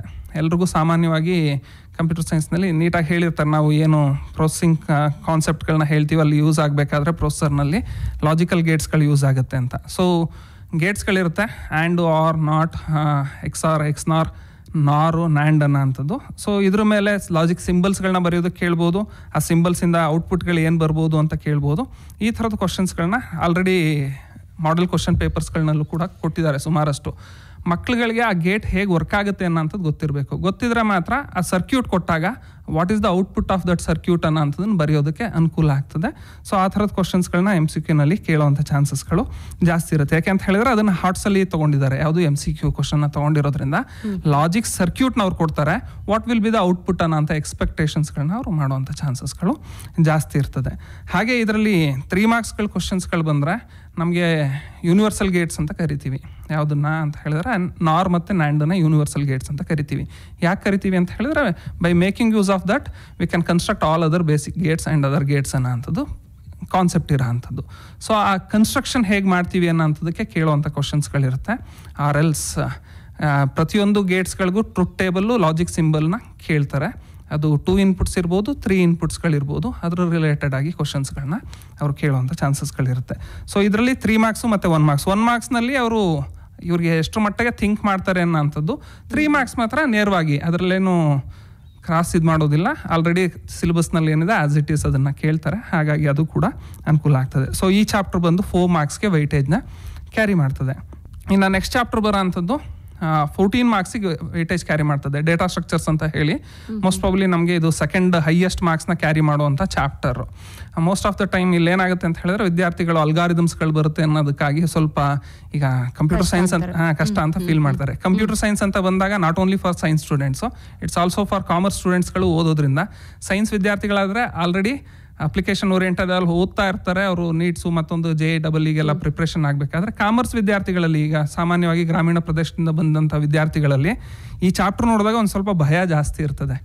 ಅಲ್ಗಾರಿದಮ್ಸ್ ಇದೆ, ಹೆಂಗೆ ಕಲಿಯೋದು, ಅದನ್ನು ಮೆಮೊರೈಸ್ ಮಾಡೋದು ಹೇಗೆ ಅನ್ನೋ ಅಂಥದ್ದು. ಆದರೂ ಕೂಡ ಕ್ಲಾಸ್ ಲೆವೆಲ್ನಲ್ಲಿ ನಮ್ಮಲ್ಲಿರುವಂಥವರೆಲ್ಲ ಕಾಂಪಿಟೇಟಿವ್ ಇರೋದ್ರಿಂದ ಎಲ್ಲರೂ ಕೂಡ ಹೇಳಿರ್ತಾರೆ ಲೆಕ್ಚರರ್ಸ್ ನಮ್ಮ ಫೋರಮಿಂದ ನಮ್ಮದು ತುಂಬ ಚೆನ್ನಾಗಿ ನಡೀತಾ ಇರೋದ್ರಿಂದ. ಸೊ ಇದರಲ್ಲೂ ಕೂಡ ಹೇಗೆ ಡಿವಿಷನ್ಸ್ಗಳನ್ನ ಮಾಡ್ಕೊತೀವಿ ಅಂದರೆ ಇಲ್ಲಿ ರಿಮೆಂಬರು ಅಂಡರ್ಸ್ಟ್ಯಾಂಡ್ ಅನ್ನೋಂಥ ಕಾನ್ಸೆಪ್ಟ್ಗಳು ಬರೋದಿಲ್ಲ. ಅಪ್ಲಿಕೇಶನ್ನು ಮತ್ತು ಹಾರ್ಟ್ಸ್ನಲ್ಲಿ ಕ್ವಶನ್ಸ್ಗಳನ್ನ ಫ್ರೇಮ್ ಮಾಡ್ತಾರೆ. ಇದರಲ್ಲಿ ಹೇಗಿರುತ್ತೆ ಅಂದರೆ 2 5 ಮಾರ್ಕ್ಸ್ ಕ್ವಶನ್ಸ್ಗಳು ಲಾಂಗ್ ಆನ್ಸರ್ಸ್ಗಳು ಬರ್ತದೆ. 5 ಮಾರ್ಕ್ಸ್ದು 2 ಕ್ವಶನ್ಸು ಇದೇ ಚಾಪ್ಟರಿಂದ ಕವರ್ ಆಗಿಬಿಡುತ್ತೆ. ಒಂದು short answer that is 3 marks ಕ್ವಶನ್ಸ್ನ ಒಂದನ್ನು ಕೇಳ್ತೀವಿ, ಮತ್ತು ಒಂದು MCQ ಕ್ವಶನ್ಸ್ ಇರುತ್ತೆ. ಟೋಟಲ್ 14 ಮಾರ್ಕ್ಸ್ಗೆ ಈ ಚಾಪ್ಟರಿಂದ ವೇಟೇಜ್ ಕ್ಯಾರಿ ಆಗ್ತದೆ. ಸಾಮಾನ್ಯ ಹೇಗೆ ಕೇಳ್ತಾರೆ ಕ್ವಶನ್ಸ್ಗಳನ್ನ ಅಂತ ಹೇಳಿದ್ರೆ ಅಲ್ಗಾರಿದಮನ್ನು ರಿಲೇಟೆಡ್ ಆಗಿ ಇಟ್ಕೊಂಡು ಒಂದು ಕ್ವಶನ್ಸ್ ಕೇಳ್ತಾರೆ. ಅದು ಯಾವುದಾದ್ರೂ ಅಲ್ಗಾರಿದಮ್ ಆಗಿರ್ಬೋದು. ಪುಷು, ಪಾಪು, ಕ್ಯೂನಲ್ಲಿ ಇನ್ಸರ್ಷನ್ನು, ಡಿಲೀಷನ್ಸ್ ಬರುತ್ತೆ. ಸ್ಟ್ಯಾಕ್ನಲ್ಲಿ ಪುಷು ಪಾಪ್ ಬರ್ತದೆ, ಅಥವಾ ಲೀನಿಯರ್ ಸರ್ಚ್ ಇರ್ಬೋದು, ಬೈನರಿ ಸರ್ಚ್ ಇರ್ಬೋದು, ಸಾರ್ಟಿಂಗ್ ಟೆಕ್ನಿಕ್ಸ್ಗಳಿರ್ಬೋದು. ಇದರಲ್ಲಿ ಯಾವುದಾದ್ರೂ ಒಂದನ್ನು ಅಲ್ಗಾರಿದಮ್ ಕೇಳೋವಂಥ ಚಾನ್ಸಸ್ಗಳು ಪಾಸಿಬಿಲಿಟೀಸ್ ಜಾಸ್ತಿ ಇರುತ್ತೆ. ಯಾಕೆ ಅಂತ ಹೇಳಿದ್ರೆ ಅಪ್ಲಿಕೇಶನ್ ಅವ್ರು ಎಷ್ಟು ಮಟ್ಟಿಗೆ ಅರ್ಥ ಮಾಡ್ಕೊಂಡಿದ್ದಾರೆ ಅನ್ನೋದ್ರಿಂದ.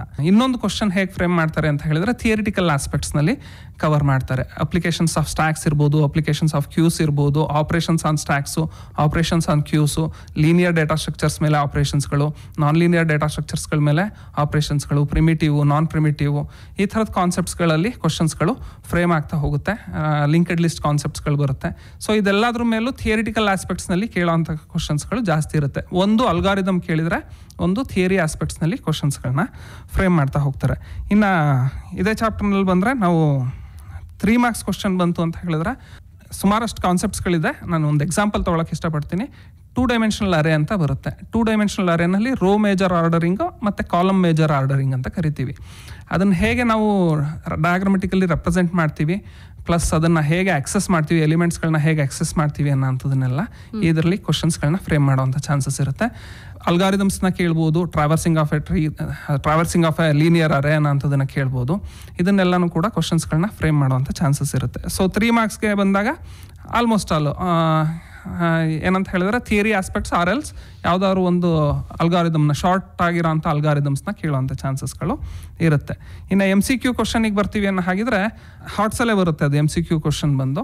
ಸೊ ಡೇಟಾ ಸ್ಟ್ರಕ್ಚರ್ಸ್ನಲ್ಲಿ ನಾವು ಯೂಸ್ ಮಾಡೋವಂಥದ್ದು ಯಾವುದಾದ್ರೂ ಕಾನ್ಸೆಪ್ಟ್ಸ್ಗಳನ್ನ ತೊಗೊಂಡು ಈಗ ಲಿಂಕ್ಡ್ ಲಿಸ್ಟ್ ತೊಗೊತೀವಿ, ಸ್ಟ್ಯಾಕ್ಸ್ಗಳನ್ನ ತೊಗೊತೀವಿ, ಕ್ಯೂಸ್ಗಳನ್ನ ತೊಗೊತೀವಿ. ಸೊ ಅದರಲ್ಲಿ ನಾವು LIFO ಅಂತ ಹೇಳ್ತೀವಿ, FIFO ಅಂತ ಹೇಳ್ತೀವಿ, lost in first out, first in last out ಅನ್ನೋಂಥ ಕಾನ್ಸೆಪ್ಟ್ಸ್ಗಳೆಲ್ಲ ಬರ್ತದೆ. ಸೊ ಅದು ಮಕ್ಕಳಿಗೆ ಎಷ್ಟು ಮಟ್ಟಿಗೆ ಅರ್ಥ ಆಗಿದೆ ಅನ್ನೋಂಥ ಕಾನ್ಸೆಪ್ಟ್ನಲ್ಲಿ ಅವರು ಕ್ವಶನ್ಸ್ಗಳನ್ನ ಫ್ರೇಮ್ ಮಾಡ್ಬೋದು. ಅರೇಸ್ ಅಂದ್ರೇನು, ಅರೇಸ್ನಲ್ಲಿ 1 ಡೈಮೆನ್ಷನಲ್ ಅರೇ ಮೆಮೊರಿ ರೆಪ್ರೆಸೆಂಟೇಷನ್ ಹೇಗಾಗುತ್ತೆ, ಸ್ಟಾರ್ಟಿಂಗ್ ಏನು, ಅದರದ್ದು ಇಂಡೆಕ್ಸ್ದು ಡೇಟಾ ಟೈಪ್ಸ್ ಏನಾಗಿರುತ್ತೆ ಅನ್ನೋಂಥದ್ದನ್ನೆಲ್ಲ ಕೇಳ್ತಾರೆ. ಸಾಮಾನ್ಯವಾಗಿ ಅದು ಕ್ಲಾಸ್ ರೂಮ್ಸ್ಗಳಲ್ಲಿ ಎಕ್ಸ್ಪ್ಲನೇಷನ್ ಆಗಿರುತ್ತೆ, ಯಾಕೆ ಅದನ್ನು ಇಂಟೀಜರ್ನಲ್ಲೇ ತೊಗೊಬೇಕು ಅನ್ನೋಂಥದ್ದನ್ನೆಲ್ಲ ಹೇಳಿರ್ತೀವಿ. ಸೊ ಇದು 14 ಮಾರ್ಕ್ಸ್ಗೆ ಈ ಚಾಪ್ಟ್ರಿಂದ ಮಾರ್ಕ್ಸ್ ವೆಯ್ಟೇಜ್ ಕ್ಯಾರಿ ಆಗೋ ಅಂಥದ್ದು ಲಾಂಗೆಸ್ಟ್ ಚಾಪ್ಟ್ರು. ಬಟ್ ಏನಂತ ಹೇಳಿದ್ರೆ ಎಕ್ಸ್ಪೆಕ್ಟ್ ಮಾಡ್ಬೋದು ಇಂತಿಂಥ ಕ್ವಶನ್ಸ್ಗಳೇ ಬರುತ್ತೆ ಅನ್ನೋಂಥದ್ದನ್ನ ಮಕ್ಕಳು ಎಕ್ಸ್ಪೆಕ್ಟ್ ಮಾಡ್ಬೋದು. ಅಲ್ಗಾರಿದಮ್ನ ಸ್ವಲ್ಪ ಕಲಿಬೇಕಾದ್ರೆ ಕಷ್ಟಪಡ್ತಾರೆ. ಪ್ರೋಗ್ರಾಮಿಂಗ್ ಆಸ್ಪೆಕ್ಟ್ಸ್ ಇರ್ತದೆ. ಕಂಪ್ಯೂಟರ್ ಸೈನ್ಸ್ ಅಲ್ಲಿವರೆಗೂ ಓದ್ಕೊಂಬಂದಿದ್ದು SLC ತನಕ PU ಲೆವೆಲ್ನಲ್ಲೂ ಕೂಡ ಕ್ಯಾರಿ ಆಗಿದ್ರೆ ಈಸಿ ಆಗ್ತದೆ. ಅಲ್ಲಿವರೆಗೂ ಓದಿಲ್ಲ ಅನ್ನೋಂಥ ಮಕ್ಕಳಿಗೆ ಸ್ವಲ್ಪ ಡಿಫಿಕಲ್ಟ್ ಅಂತ ಅನಿಸುತ್ತೆ. ಆದರೂ ಕೂಡ ಕಾನ್ಸೆಪ್ಟ್ಸ್ಗಳನ್ನ ತಲೆಯಲ್ಲಿ ಕೂರಿಸ್ಕೊಂಡ್ರೆ ಮುಂದಕ್ಕೂ ಕೂಡ ಕ್ಯಾರಿ ಫಾರ್ವರ್ಡ್ ಆಗ್ತದೆ. ಹಾಗಾಗಿ ಅದನ್ನು ಓದ್ಕೊಳ್ಳೋ ಅಂಥದ್ದು ಅನುಕೂಲ ಆಗ್ತದೆ. ಇನ್ನು ನೆಕ್ಸ್ಟ್ ಚಾಪ್ಟರ್ ಬಂದು ರಿವ್ಯೂ ಆಫ್ C++ ಅಂತ ಇರ್ತದೆ. Only that will be covering previous year. First year PUC ಇದನ್ನ ಕಾನ್ಸೆಪ್ಟ್ಸ್ಗಳನ್ನ ನಾವು ಸೆಕೆಂಡ್ ಇಯರಿಗೆ ಕ್ಯಾರಿ ಫಾರ್ವರ್ಡ್ ಮಾಡ್ತಿರೋದ್ರಿಂದ ಕಾನ್ಸೆಪ್ಟ್ಸ್ನ ಮಾತ್ರ ಎಕ್ಸ್ಪ್ಲೇನ್ ಮಾಡಿರ್ತೀವಿ ಹೊರತು ಆ ಚಾಪ್ಟ್ರಿಂದ ಯಾವುದೇ ಮಾರ್ಕ್ಸ್ನ ವೇಟೇಜಸ್ನ ನಾವು ಕ್ಯಾರಿ ಮಾಡೋದಿಲ್ಲ. ಆ ಚಾಪ್ಟ್ರಿಂದ ಯಾವುದೇ ಮಾರ್ಕ್ಸ್ಗಳು ಇರೋದಿಲ್ಲ. ಬಟ್ ಸೆಕೆಂಡ್ ಇಯರ್ಗೆ ಅದು ಹೆಲ್ಪ್ ಆಗೋದ್ರಿಂದ ನಾವು ಫಸ್ಟ್ ಇಯರ್ದನ್ನು ಕಾನ್ಸೆಪ್ಟ್ಸ್ಗಳನ್ನ ಸೆಕೆಂಡ್ ಇಯರ್ಗೆ ತೊಗೊಂಡು ಹೋಗಬೇಕಾಗಿರೋದ್ರಿಂದ ಎಕ್ಸ್ಪ್ಲನೇಷನ್ ಪಾಯಿಂಟ್ ಆಫ್ ವ್ಯೂನಲ್ಲಿ ಆಗಿರುತ್ತೆ ಆ ಚಾಪ್ಟರ್. ಬಟ್ ಮಾರ್ಕ್ಸ್ ಯಾವುದನ್ನು ಕ್ಯಾರಿ ಮಾಡೋದಿಲ್ಲ. ಇನ್ನು ನೆಕ್ಸ್ಟ್ ಬರೋವಂಥ ಚಾಪ್ಟ್ರು OOP ಕಾನ್ಸೆಪ್ಟ್ಸ್ ಅಂತ. ಫಸ್ಟ್ ಇಯರ್ನಲ್ಲಿ ಅವರು C++ ಪ್ರೋಗ್ರಾಮಿಂಗ್ ಅನ್ನೋಂಥ ಕಾನ್ಸೆಪ್ಟ್ಸ್ಗಳನ್ನ ಕಲ್ತಿರ್ತಾರೆ. ಅಲ್ಲಿ ಅಪ್ ಟು ಸ್ಟ್ರಕ್ಚರ್ಸ್ ತನಕ ಓದಿರ್ತಾರೆ. ಅದರದ್ದು continuation part classes and objects ಅಂತ ಹೇಳ್ತೀವಿ. ಅದಕ್ಕೆ ಹೋಗೋದಕ್ಕಿಂತ ಮುಂಚೆ ಆ OOP ಕಾನ್ಸೆಪ್ಟ್ಸ್ಗಳಂದ್ರೆ ಏನು ಅನ್ನೋಂಥದ್ದನ್ನ ನಾವು ತಿಳ್ಕೊಬೇಕಾಗಿರುತ್ತೆ. ಆ ಊಪ್ಸ್ ಕಾನ್ಸೆಪ್ಟ್ಸ್ನ ತಿಳ್ಕೊಳ್ಳೋದಕ್ಕಾಗಿ ಈ ಚಾಪ್ಟರ್ನ ಇಟ್ಟಿರೋವಂಥದ್ದು. ಸೊ ಅದರಲ್ಲಿ ಓನ್ಲಿ ಥಿಯರಿಟಿಕಲ್ ಆಸ್ಪೆಕ್ಟ್ಸ್ನಲ್ಲೇ ಇದೆ ಹೊರತು ಯಾವುದೇ ಪ್ರೋಗ್ರಾಮಿಂಗ್ ಕಾನ್ಸೆಪ್ಟ್ಸ್ಗಳನ್ನ ಆ ಚಾಪ್ಟರ್ನಲ್ಲಿ ತೊಗೊಂಡಿರೋದಿಲ್ಲ. ಸೊ ಈ ಚಾಪ್ಟರ್ ಬಂದು 7 ಮಾರ್ಕ್ಸ್ಗೆ ವೇಟೇಜ್ನ ಕ್ಯಾರಿ ಮಾಡ್ತದೆ. ಒಂದು ಕ್ವಶನ್ ಬಂದು ಶಾರ್ಟ್ ಆನ್ಸರ್ 2 ಮಾರ್ಕ್ಸಿಗೆ ಇರ್ತದೆ. ಇನ್ನೊಂದು ಕ್ವಶನ್ ಬಂದು ಲಾಂಗ್ ಆನ್ಸರ್ 5 ಮಾರ್ಕ್ಸ್ಗೆ ಇರ್ತದೆ. Applications of OOPs, advantages of OOPs, disadvantages of OOPs, ಈ ಥರದ ಕಾನ್ಸೆಪ್ಟ್ಸ್ಗಳನ್ನ ಅವರು ಕವರ್ ಮಾಡ್ತಾರೆ ಮೇಡಮ್. ಸಾಮಾನ್ಯವಾಗಿ ತೊಗೊಬೇಕಾದ್ರೆ ಇರೋವಂಥ ಕ್ವಶನ್ಸ್ಗಳು ಫ್ರೇಮಿಂಗ್ ಆಗ್ತಾ ಇರೋ ಅಂಥದ್ದು. ಅಡ್ವಾಂಟೇಜಸ್ ಇದು ಹೇಗೆ ಕಂಪ್ಯೂಟರ್ ಸೈನ್ಸ್ ತುಂಬಾ ಅರ್ಥ ಮಾಡ್ಕೊಂಡು ಬರೀಬಹುದು ಪ್ರಾಕ್ಟೀಸ್? ಫಸ್ಟು ಅರ್ಥ ಮಾಡ್ಕೊಬೇಕು ಮೇಡಮ್. ಅರ್ಥ ಮಾಡ್ಕೊಂಡ್ಮೇಲೆ ಕಂಟಿನ್ಯೂಸ್ ಪ್ರಾಕ್ಟೀಸ್. ಯಾಕೆಂತ ಹೇಳಿದ್ರೆ ಅರ್ಥ ಮಾಡ್ಕೊಂಡಿದ್ದ ಆ ಕ್ಷಣಕ್ಕೆ ನಂಗೆ ಬಂದಿದೆ ಅಂತ ಅನ್ಕೊಂಡ್ಬಿಟ್ರೆ ಮಕ್ಳದ್ದು ತಪ್ಪಾಗ್ತದೆ. ಯಾಕೆಂತ ಹೇಳಿದ್ರೆ ನೆಕ್ಸ್ಟ್ ಅದನ್ನ ಇಂಪ್ಲಿಮೆಂಟೇಷನ್ ಲೆವೆಲ್ಗೆ ಹೋದಾಗ they will be having a confusion. ಇದೇನೋ ಹೇಳಿದ್ರಲ್ಲ ಅನ್ನೋ ಅಂಥದ್ದಾಗ್ತದೆ. ಸಾಮಾನ್ಯವಾಗಿ ಪ್ರಾಕ್ಟಿಕಲ್ ಅಪ್ರೋಚಸ್ ಅಲ್ಲಿರುವಂಥದ್ರಲ್ಲಿ ಮ್ಯಾಕ್ಸಿಮಮ್ ಯುಟಿಲೈಸೇಷನ್ ಆಫ್ ಪ್ರಾಕ್ಟಿಕಲ್ಸ್ ಅಂತೆಲ್ಲ ಹೇಳ್ತೀವಿ ಮೇಡಮ್. ಯಾಕೆಂದ್ರೆ ಇಲ್ಲಿ ಏನ್ ಥಿಯರಿ ಕೊಟ್ಟಿದ್ದಾರೆ ಸೇಮ್ ರಿಲೇಟೆಡ್ ಆಗಿ ಪ್ರೋಗ್ರಾಮ್ಸ್ಗಳು ಕೂಡ ಇದೆ ಪ್ರಾಕ್ಟಿಕಲ್ಸ್. ಸೊ ಅದನ್ನ ಅವರಲ್ಲಿ ಪ್ರಾಕ್ಟೀಸ್ ಮಾಡ್ತಿದ್ದ ಹಾಗೆ ಎಕ್ಸಾಕ್ಟ್ಲಿ ಆಗ್ತಿದೆ ಅಂತ ತಿಳ್ಕೊಬೇಕಾಗಿ ಬರುತ್ತೆ. ಆ ಕಾನ್ಸೆಪ್ಟ್ಸ್ಗಳು ಆಗ್ತಾ ಹೋಗುತ್ತೆ. ಸೊ ಇಲ್ಲಿ 7 ಮಾರ್ಕ್ಸ್ನಲ್ಲಿ ಡೈರೆಕ್ಟ್ ಕ್ವಶನ್ಸ್ಗಳನ್ನ ಹೇಳಿದೆ. 2 ಮಾರ್ಕ್ಸು ಅಷ್ಟೇ ಕ್ಯಾರೆಕ್ಟರಿಸ್ಟಿಕ್ಸ್ ಆಫ್ ಊಪ್ಸ್ ಅನ್ನೋ ಅಂಥ ಕಾನ್ಸೆಪ್ಟ್ಸ್ಗಳು ಬರುತ್ತೆ. ಸೊ ಆ ಕ್ಯಾರೆಕ್ಟರಿಸ್ಟಿಕ್ಸ್ ಅಂತ ಬಂದಾಗ ಏನೇನೆಲ್ಲ ಕ್ಲಾಸಸ್ ಇರ್ಬೋದು, ಆಬ್ಜೆಕ್ಟ್ಸ್ ಇರ್ಬೋದು, ಇನ್ಹೆರಿಟೆನ್ಸ್ ಕಾನ್ಸೆಪ್ಟ್ಸ್ಗಳಿರ್ಬೋದು, ಅಬ್ಸ್ಟ್ರಾಕ್ಷನ್ ಇರ್ಬೋದು, ಎನ್ಕ್ಯಾಪ್ಸುಲೇಷನ್ ಇರ್ಬೋದು, ಇದ್ರ ಬೇಸಿಸ್ ಮೇಲೆ ಕ್ವಶನ್ಸ್ಗಳನ್ನ ಫ್ರೇಮ್ ಮಾಡೋವಂಥ ಚಾನ್ಸಸ್ಗಳಿರುತ್ತೆ. 2 ಮಾರ್ಕ್ಸ್ಗೆ ಕೇಳೋವಂಥ ಚಾನ್ಸಸ್ಗಳಿರುತ್ತೆ. ಇದು 7 ಮಾರ್ಕ್ಸ್ಗೆ ಆಯಿತು ಮೇಡಮ್. ನೆಕ್ಸ್ಟ್ ಚಾಪ್ಟರ್ ಬಂದು ಕ್ಲಾಸಸ್ ಆ್ಯಂಡ್ ಆಬ್ಜೆಕ್ಟ್ಸ್ ಅಂತ ಕರಿತೀವಿ. ಸೊ ಇದೇನಂತ ಹೇಳಿದ್ರೆ ಊಪ್ಸ್ ಅನ್ನೋ ಅಂಥದ್ದು ಆಬ್ಜೆಕ್ಟ್ ಓರಿಯೆಂಟೆಡ್ ಪ್ರೋಗ್ರಾಮಿಂಗ್ ಅನ್ನೋ ಅಂಥದ್ದು concept. OOP stands for object oriented programming. First ಇಯರ್ನಲ್ಲಿ ಕಂಪ್ಲೀಟ್ ಆಗಿ ಪ್ರೊಸೀಜರಲ್ ಓರಿಯೆಂಟೆಡ್ ಪ್ರೋಗ್ರಾಮಿಂಗ್ ಕಾನ್ಸೆಪ್ಟ್ಸ್ಗಳನ್ನ ಕಲ್ತಿರ್ತಾರೆ. ಇಲ್ಲಿ ಆಬ್ಜೆಕ್ಟ್ ರಿಯಲ್ ಟೈಮ್ನಲ್ಲಿ ನಾವು ಏನಾದರೂ ಸಾಫ್ಟ್ವೇರ್ಸ್ಗಳನ್ನ ಡೆವಲಪ್ ಮಾಡ್ತಿದ್ದೀವಿ ಅನ್ನೋ ಹಾಗಿದ್ರೆ ಅದನ್ನ ಪ್ರೋಗ್ರಾಮ್ಗೆ ಹೇಗೆ ನಾವು ಇಂಪ್ಲಿಮೆಂಟೇಷನ್ ಮಾಡ್ತೀವಿ ಅನ್ನೋ ಅಂಥದ್ದನ್ನ ತಿಳ್ಕೊಬೇಕಾಗಿರೋ ಅಂಥದ್ದು. ಸೊ ಹಾಗಾಗಿ ಅದನ್ನೆಲ್ಲಾನು ಕೂಡ ಗ್ರೂಪಿಂಗ್ ಮಾಡುವಂಥ ಕಾನ್ಸೆಪ್ಟ್ಸ್ಗಳಲ್ಲಿ ಕ್ಲಾಸಸ್ ಆ್ಯಂಡ್ ಆಬ್ಜೆಕ್ಟ್ಸ್ ಅಂತ ಹೇಳ್ತೀವಿ. ಇದು not only for PU level. If someone planning for BCA or BE ಇಂಜಿನಿಯರಿಂಗ್ನಲ್ಲಿ ಕಂಪ್ಯೂಟರ್ ಸೈನ್ಸ್ ಓದ್ತೀವಿ ಅನ್ನೋ ಹಾಗಿದ್ರೆ ಈ ಕಾನ್ಸೆಪ್ಟ್ಸ್ಗಳನ್ನ ಇಲ್ಲಿ ಪರ್ಫೆಕ್ಟಾಗಿ ಕಲ್ತ್ಕೊಂಡಿದ್ರೆ it will be helpful for them in the higher ಎಜುಕೇಷನ್ಸ್ಗಳಲ್ಲೂ ಕೂಡ ಹೆಲ್ಪ್ ಆಗ್ತಾ ಹೋಗ್ತದೆ. ಈಗ ಇವತ್ತು ಆಲ್ಮೋಸ್ಟ್ ಆಲ್ ಎಲ್ಲ ಪ್ರೋಗ್ರಾಮಿಂಗ್ ಕಾನ್ಸೆಪ್ಟ್ಸ್ಗಳು ಯೂಸ್ ಆಗ್ತಿರೋದು ಆಬ್ಜೆಕ್ಟ್ ಓರಿಯೆಂಟೆಡ್ ಪ್ರೋಗ್ರಾಮಿಂಗ್ ಅನ್ನೋಂಥ ಕಾನ್ಸೆಪ್ಟ್ಸ್ಗಳಲ್ಲೇ. ಪ್ರೊಸೀಜರಲ್ ಓರಿಯೆಂಟೆಡ್ ಕಡಿಮೆ ಆಗಿದೆ, ಇಲ್ಲ ಅಂತ ಹೇಳೋದಿಲ್ಲ, ಕಡಿಮೆ ಆಗಿದೆ. ಆಬ್ಜೆಕ್ಟ್ ಓರಿಯೆಂಟೆಡ್ ಪ್ರೋಗ್ರಾಮಿಂಗ್ ಕಾನ್ಸೆಪ್ಟ್ಸ್ ಎಲ್ಲ ಕಡೆನೂ ಯೂಸ್ ಆಗ್ತಿರೋಂಥದ್ದು. ಇಲ್ಲಿ C++ ಕಲ್ತ್ರೆ ಇನ್ನೊಂದು ಕಡೆ ಜಾವಾ ಕಲಿತಾರೆ, ಇನ್ನೊಂದು ಕಡೆ ಪೈಥಾನ್ ಅನ್ನೋಂಥ ಪ್ರೋಗ್ರಾಮಿಂಗ್ ಲ್ಯಾಂಗ್ವೇಜಸ್ ಬರುತ್ತೆ. ಮುಂದಿನ ಫಸ್ಟ್ ಇಯರ್ ಇಂದ ನಮ್ ಸಿಲೆಬಸ್ ಕೂಡ ಚೇಂಜ್ ಆಗ್ತಾ ಇದೆ. ಪ್ರಥಮ PUCದು ಅಲ್ಲಿ C++ ಹೋಗಿ ಪೈಥಾನ್ ಬರ್ತದೆ ಬರೋ ವರ್ಷದಿಂದ.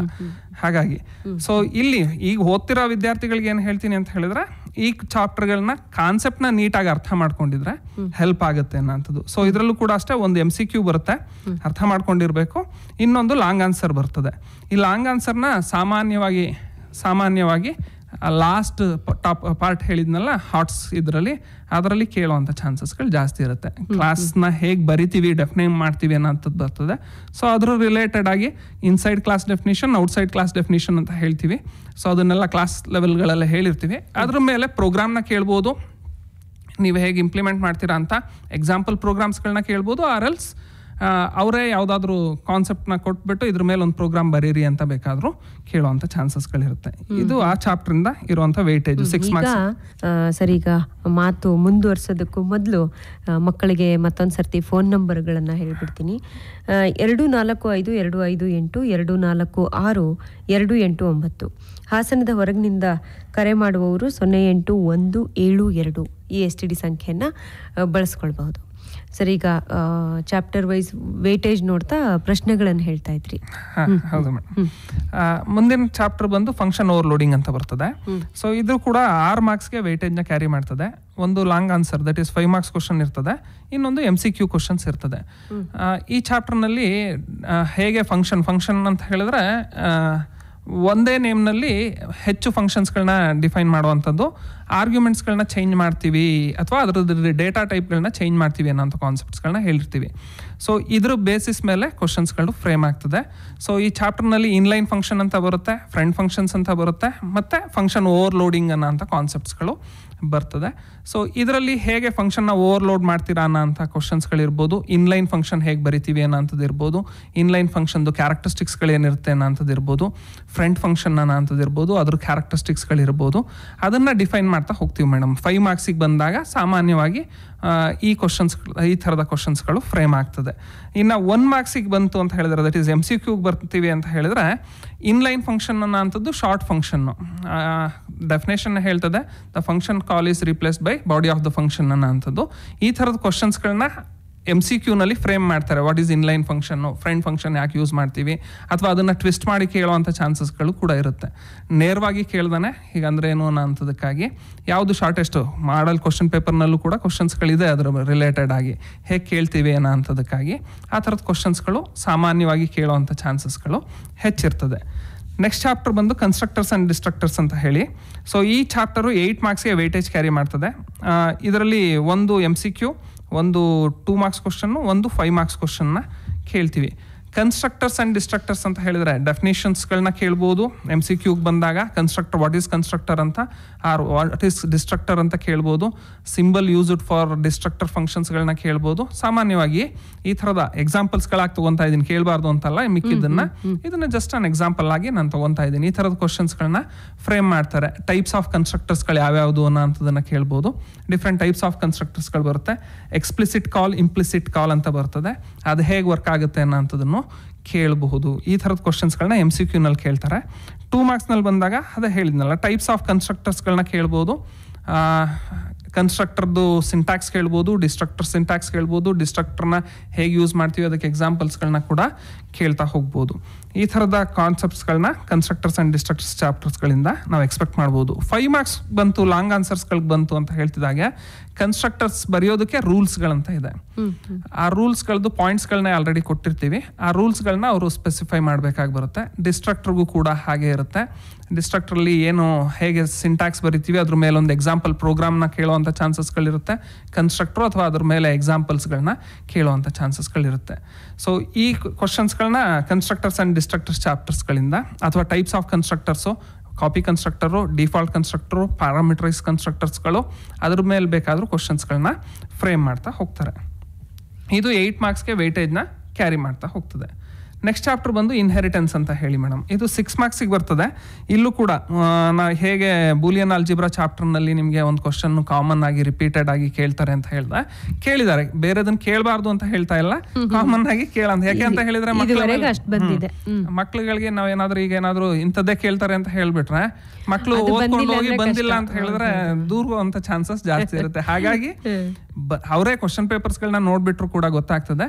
ಟೈಪ್ಸ್ ಆಫ್ ಇನ್ಹೆರಿಟೆನ್ಸ್ ಅನ್ನೋಂಥ ಕಾನ್ಸೆಪ್ಟ್ಸ್ಗಳು ಬರುತ್ತೆ. What is inheritance, the types of inheritance ಅನ್ನೋಂಥದ್ದು. ಆ ಡಿಫ್ರೆಂಟ್ ಟೈಪ್ಸ್ಗಳನ್ನ ಅದು ಫ್ರೇಮಿಂಗ್ ಬೇರೆ ಬೇರೆ ಥರಕ್ಕೆ ಆಗಿರುತ್ತೆ ಕ್ವಶನ್ ಪೇಪರ್ನಲ್ಲಿ. ನೇರವಾಗಿ ಡಿಫ್ರೆಂಟ್ ಟೈಪ್ಸ್ ಕೇಳಿರ್ಬೋದು, ಇಲ್ಲ ಪರ್ಟಿಕ್ಯುಲರ್ ಟೈಪ್ಸ್ಗಳನ್ನ ಕೇಳಿರ್ಬೋದು. ಅದನ್ನು one or the other way same ಕ್ವಶನ್ನ ಕೇಳ್ಕೊಂಡು ಬಂದಿದ್ದಾರೆ ಸಾಮಾನ್ಯವಾಗಿ. ಅದು ಬಿಟ್ಟರೆ ಸಿಂಗಲ್ ಇನ್ಹೆರಿಟೆನ್ಸ್ ಮೇಲೆ ಪ್ರೋಗ್ರಾಮ್ ಇದೆ, ಆ ಪ್ರೋಗ್ರಾಮ್ ಕೇಳುವಂಥ ಚಾನ್ಸಸ್ ಇರುತ್ತೆ. ವರ್ಚುವಲ್ ಬೇಸ್ ಕ್ಲಾಸ್ ಅಂತ ಕಾನ್ಸೆಪ್ಟ್ ಇದೆ ಮೇಡಮ್, ಅದನ್ನು ಬೇಕಾದರೂ ಕೇಳ್ಬೋದು. ಈ ಥರದ ಕ್ವಶನ್ಸ್ಗಳು ಇನ್ಹೆರಿಟೆನ್ಸ್ ಚಾಪ್ಟ್ರಿಂದ ಫ್ರೇಮ್ ಆಗಿ ಬರೋವಂಥದ್ದು. ಅಥವಾ public inheritance, private inheritance and protected inheritance ಅನ್ನೋ ಅಂತ ಕಾನ್ಸೆಪ್ಟ್ಸ್ಗಳಿದೆ. ಇದ್ರ ಮೇಲೆ ಬೇಕಾದರೂ ಕ್ವಶನ್ಸ್ಗಳನ್ನ ಅವರು ಕೇಳುವಂಥ ಚಾನ್ಸಸ್ಗಳಿರುತ್ತೆ. ಇನ್ನು ಈ ಚಾಪ್ಟರ್ನಲ್ಲಿ MCQ ಬಂತು ಅಂತ ಹೇಳಿದ್ರೆ, ಇನ್ಹೆರಿಟೆನ್ಸ್ ಕಾನ್ಸೆಪ್ಟ್ನಲ್ಲಿ ಮಾಡೆಲ್ ಕ್ವಶನ್ ಪೇಪರ್ನಲ್ಲಿ ಒಂದು ಕ್ವಶನ್ನ ಕೇಳಿದ್ದಾರೆ. ಒಂದು ಪ್ರೋಗ್ರಾಮಿಂಗ್ ಕನ್ಸ್ಟ್ರಕ್ಟ್ನ ಅಥವಾ ಮಾಡ್ಯೂಲ್ನ ಕೊಟ್ಟಿದ್ದಾರೆ. ಅದರಲ್ಲಿ ನಮಗೆ ಒಂದು ಕಾನ್ಸೆಪ್ಟ್ ಇದೆ, ಏನಂತ ಹೇಳಿದ್ರೆ ನಾವು ಯಾವ ಥರದ ಡೇಟಾನ ಔಟ್ಸೈಡ್ ದ ಕ್ಲಾಸಿಂದ ಆಕ್ಸೆಸ್ ಮಾಡ್ಬೋದು ಅನ್ನೋಂಥ ಕಾನ್ಸೆಪ್ಟ್ಸ್ಗಳಿದೆ. ಪ್ರೈವೇಟ್ ಅಂತ ಹೇಳಿದ್ರೆ it cannot be accessible outside the class ಅನ್ನೋಂಥದ್ದು ಕಾನ್ಸೆಪ್ಟು. ಪಬ್ಲಿಕ್ ಅಂತ ಹೇಳಿದ್ರೆ anyone can able to access to this section ಅನ್ನೋಂಥದ್ದು ಕಾನ್ಸೆಪ್ಟ್ ಇದೆ. ಪ್ರೊಟೆಕ್ಟೆಡ್ ಅಂತ ಹೇಳಿದ್ರೆ it is having the limitations, only friend functions can able to access the members of this section ಅನ್ನೋಂಥದ್ದು ಕಾನ್ಸೆಪ್ಟ್ಸ್ಗಳಿದೆ. So ಇಲ್ಲಿ ಏನೂ ಬರಿದಾನೆ ಇದ್ರೆ ಅದು ಏನು ತಗೊಳುತ್ತೆ ಅನ್ನೋಂಥದ್ದು ಒಂದು ಎಕ್ಸಾಂಪಲ್ಲು.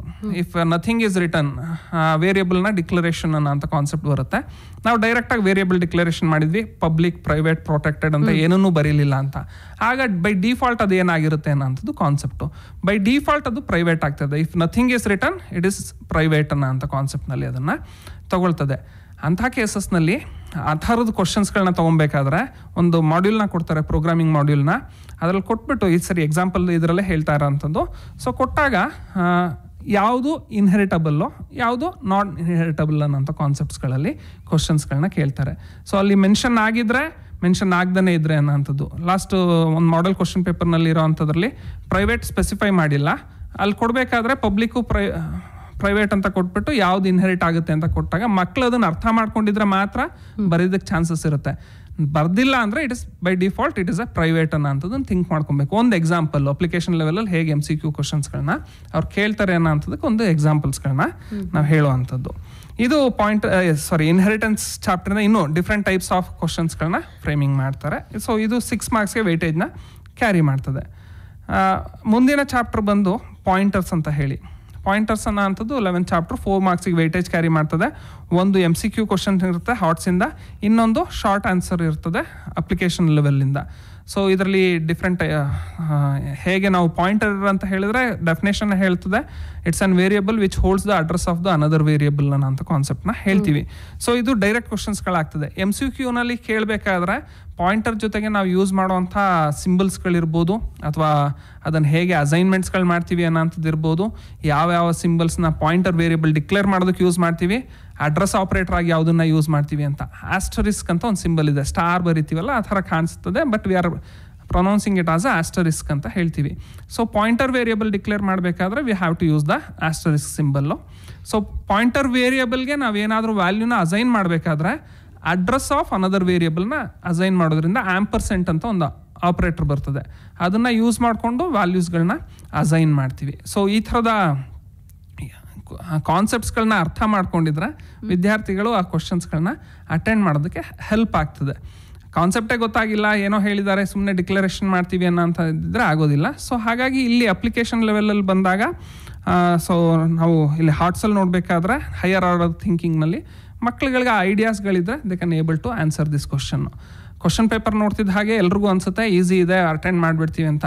ಅದ್ರದ್ದು ಇನ್ ಡೀಟೇಲ್ಡ್ ಆಗಿ ಹೋದಾಗ ಕೆಲವೊಂದು ಕ್ವಶನ್ಸ್ಗಳು ಅವರು ಏನು ನೇರವಾಗಿ ಕಾಣಿಸ್ತಾ ಇರ್ಬೋದು ಅಂತ ಸ್ವಲ್ಪ ಹೆಚ್ಚೊತ್ತು ಅದಕ್ಕೆ ಸಮಯ ಸ್ಪೆಂಡ್ ಮಾಡಬೇಕಾಗಿ ಬರುತ್ತೆ. ಇಲ್ಲ ಅಂತ ಹೇಳಿದ್ರೆ ಕನ್ಫ್ಯೂಷನಲ್ಲಿ ಇದನ್ನ ಆನ್ಸರ್ ಮಾಡೋದಕ್ಕೆ ಇನ್ನೊಂದನ್ನ ಬರೆಯುವಂಥ ಚಾನ್ಸಸ್ಗಳು ಜಾಸ್ತಿ ಇರುತ್ತೆ. ಇಂತಹ ಚಾಪ್ಟರ್ಗಳಲ್ಲಿ ಯಾವಾಗ ಸ್ವಲ್ಪ ಎಕ್ಸ್ಟ್ರಾ ಥಿಂಕಿಂಗ್ ಲೆವೆಲ್ ಬೇಕಾಗಿರುತ್ತೆ ಆವಾಗ ಮಕ್ಳುಗಳು ಆಲೋಚನೆ ಮಾಡಿ ಬರೆಯುವಂಥದ್ದು ಇರುತ್ತೆ. ಇನ್ನು ಅದು ಬಿಟ್ಟರೆ 3 ಮಾರ್ಕ್ಸ್ಗೆ ನೇರವಾಗಿ ಏನೇನೆಲ್ಲ ಕ್ವಶನ್ಸ್ಗಳು ಅಪ್ಲಿಕೇಶನ್ ಲೆವೆಲ್ಗಳಲ್ಲಿ ಬರುತ್ತೆ ಅದನ್ನು ಕೇಳ್ತಾರೆ.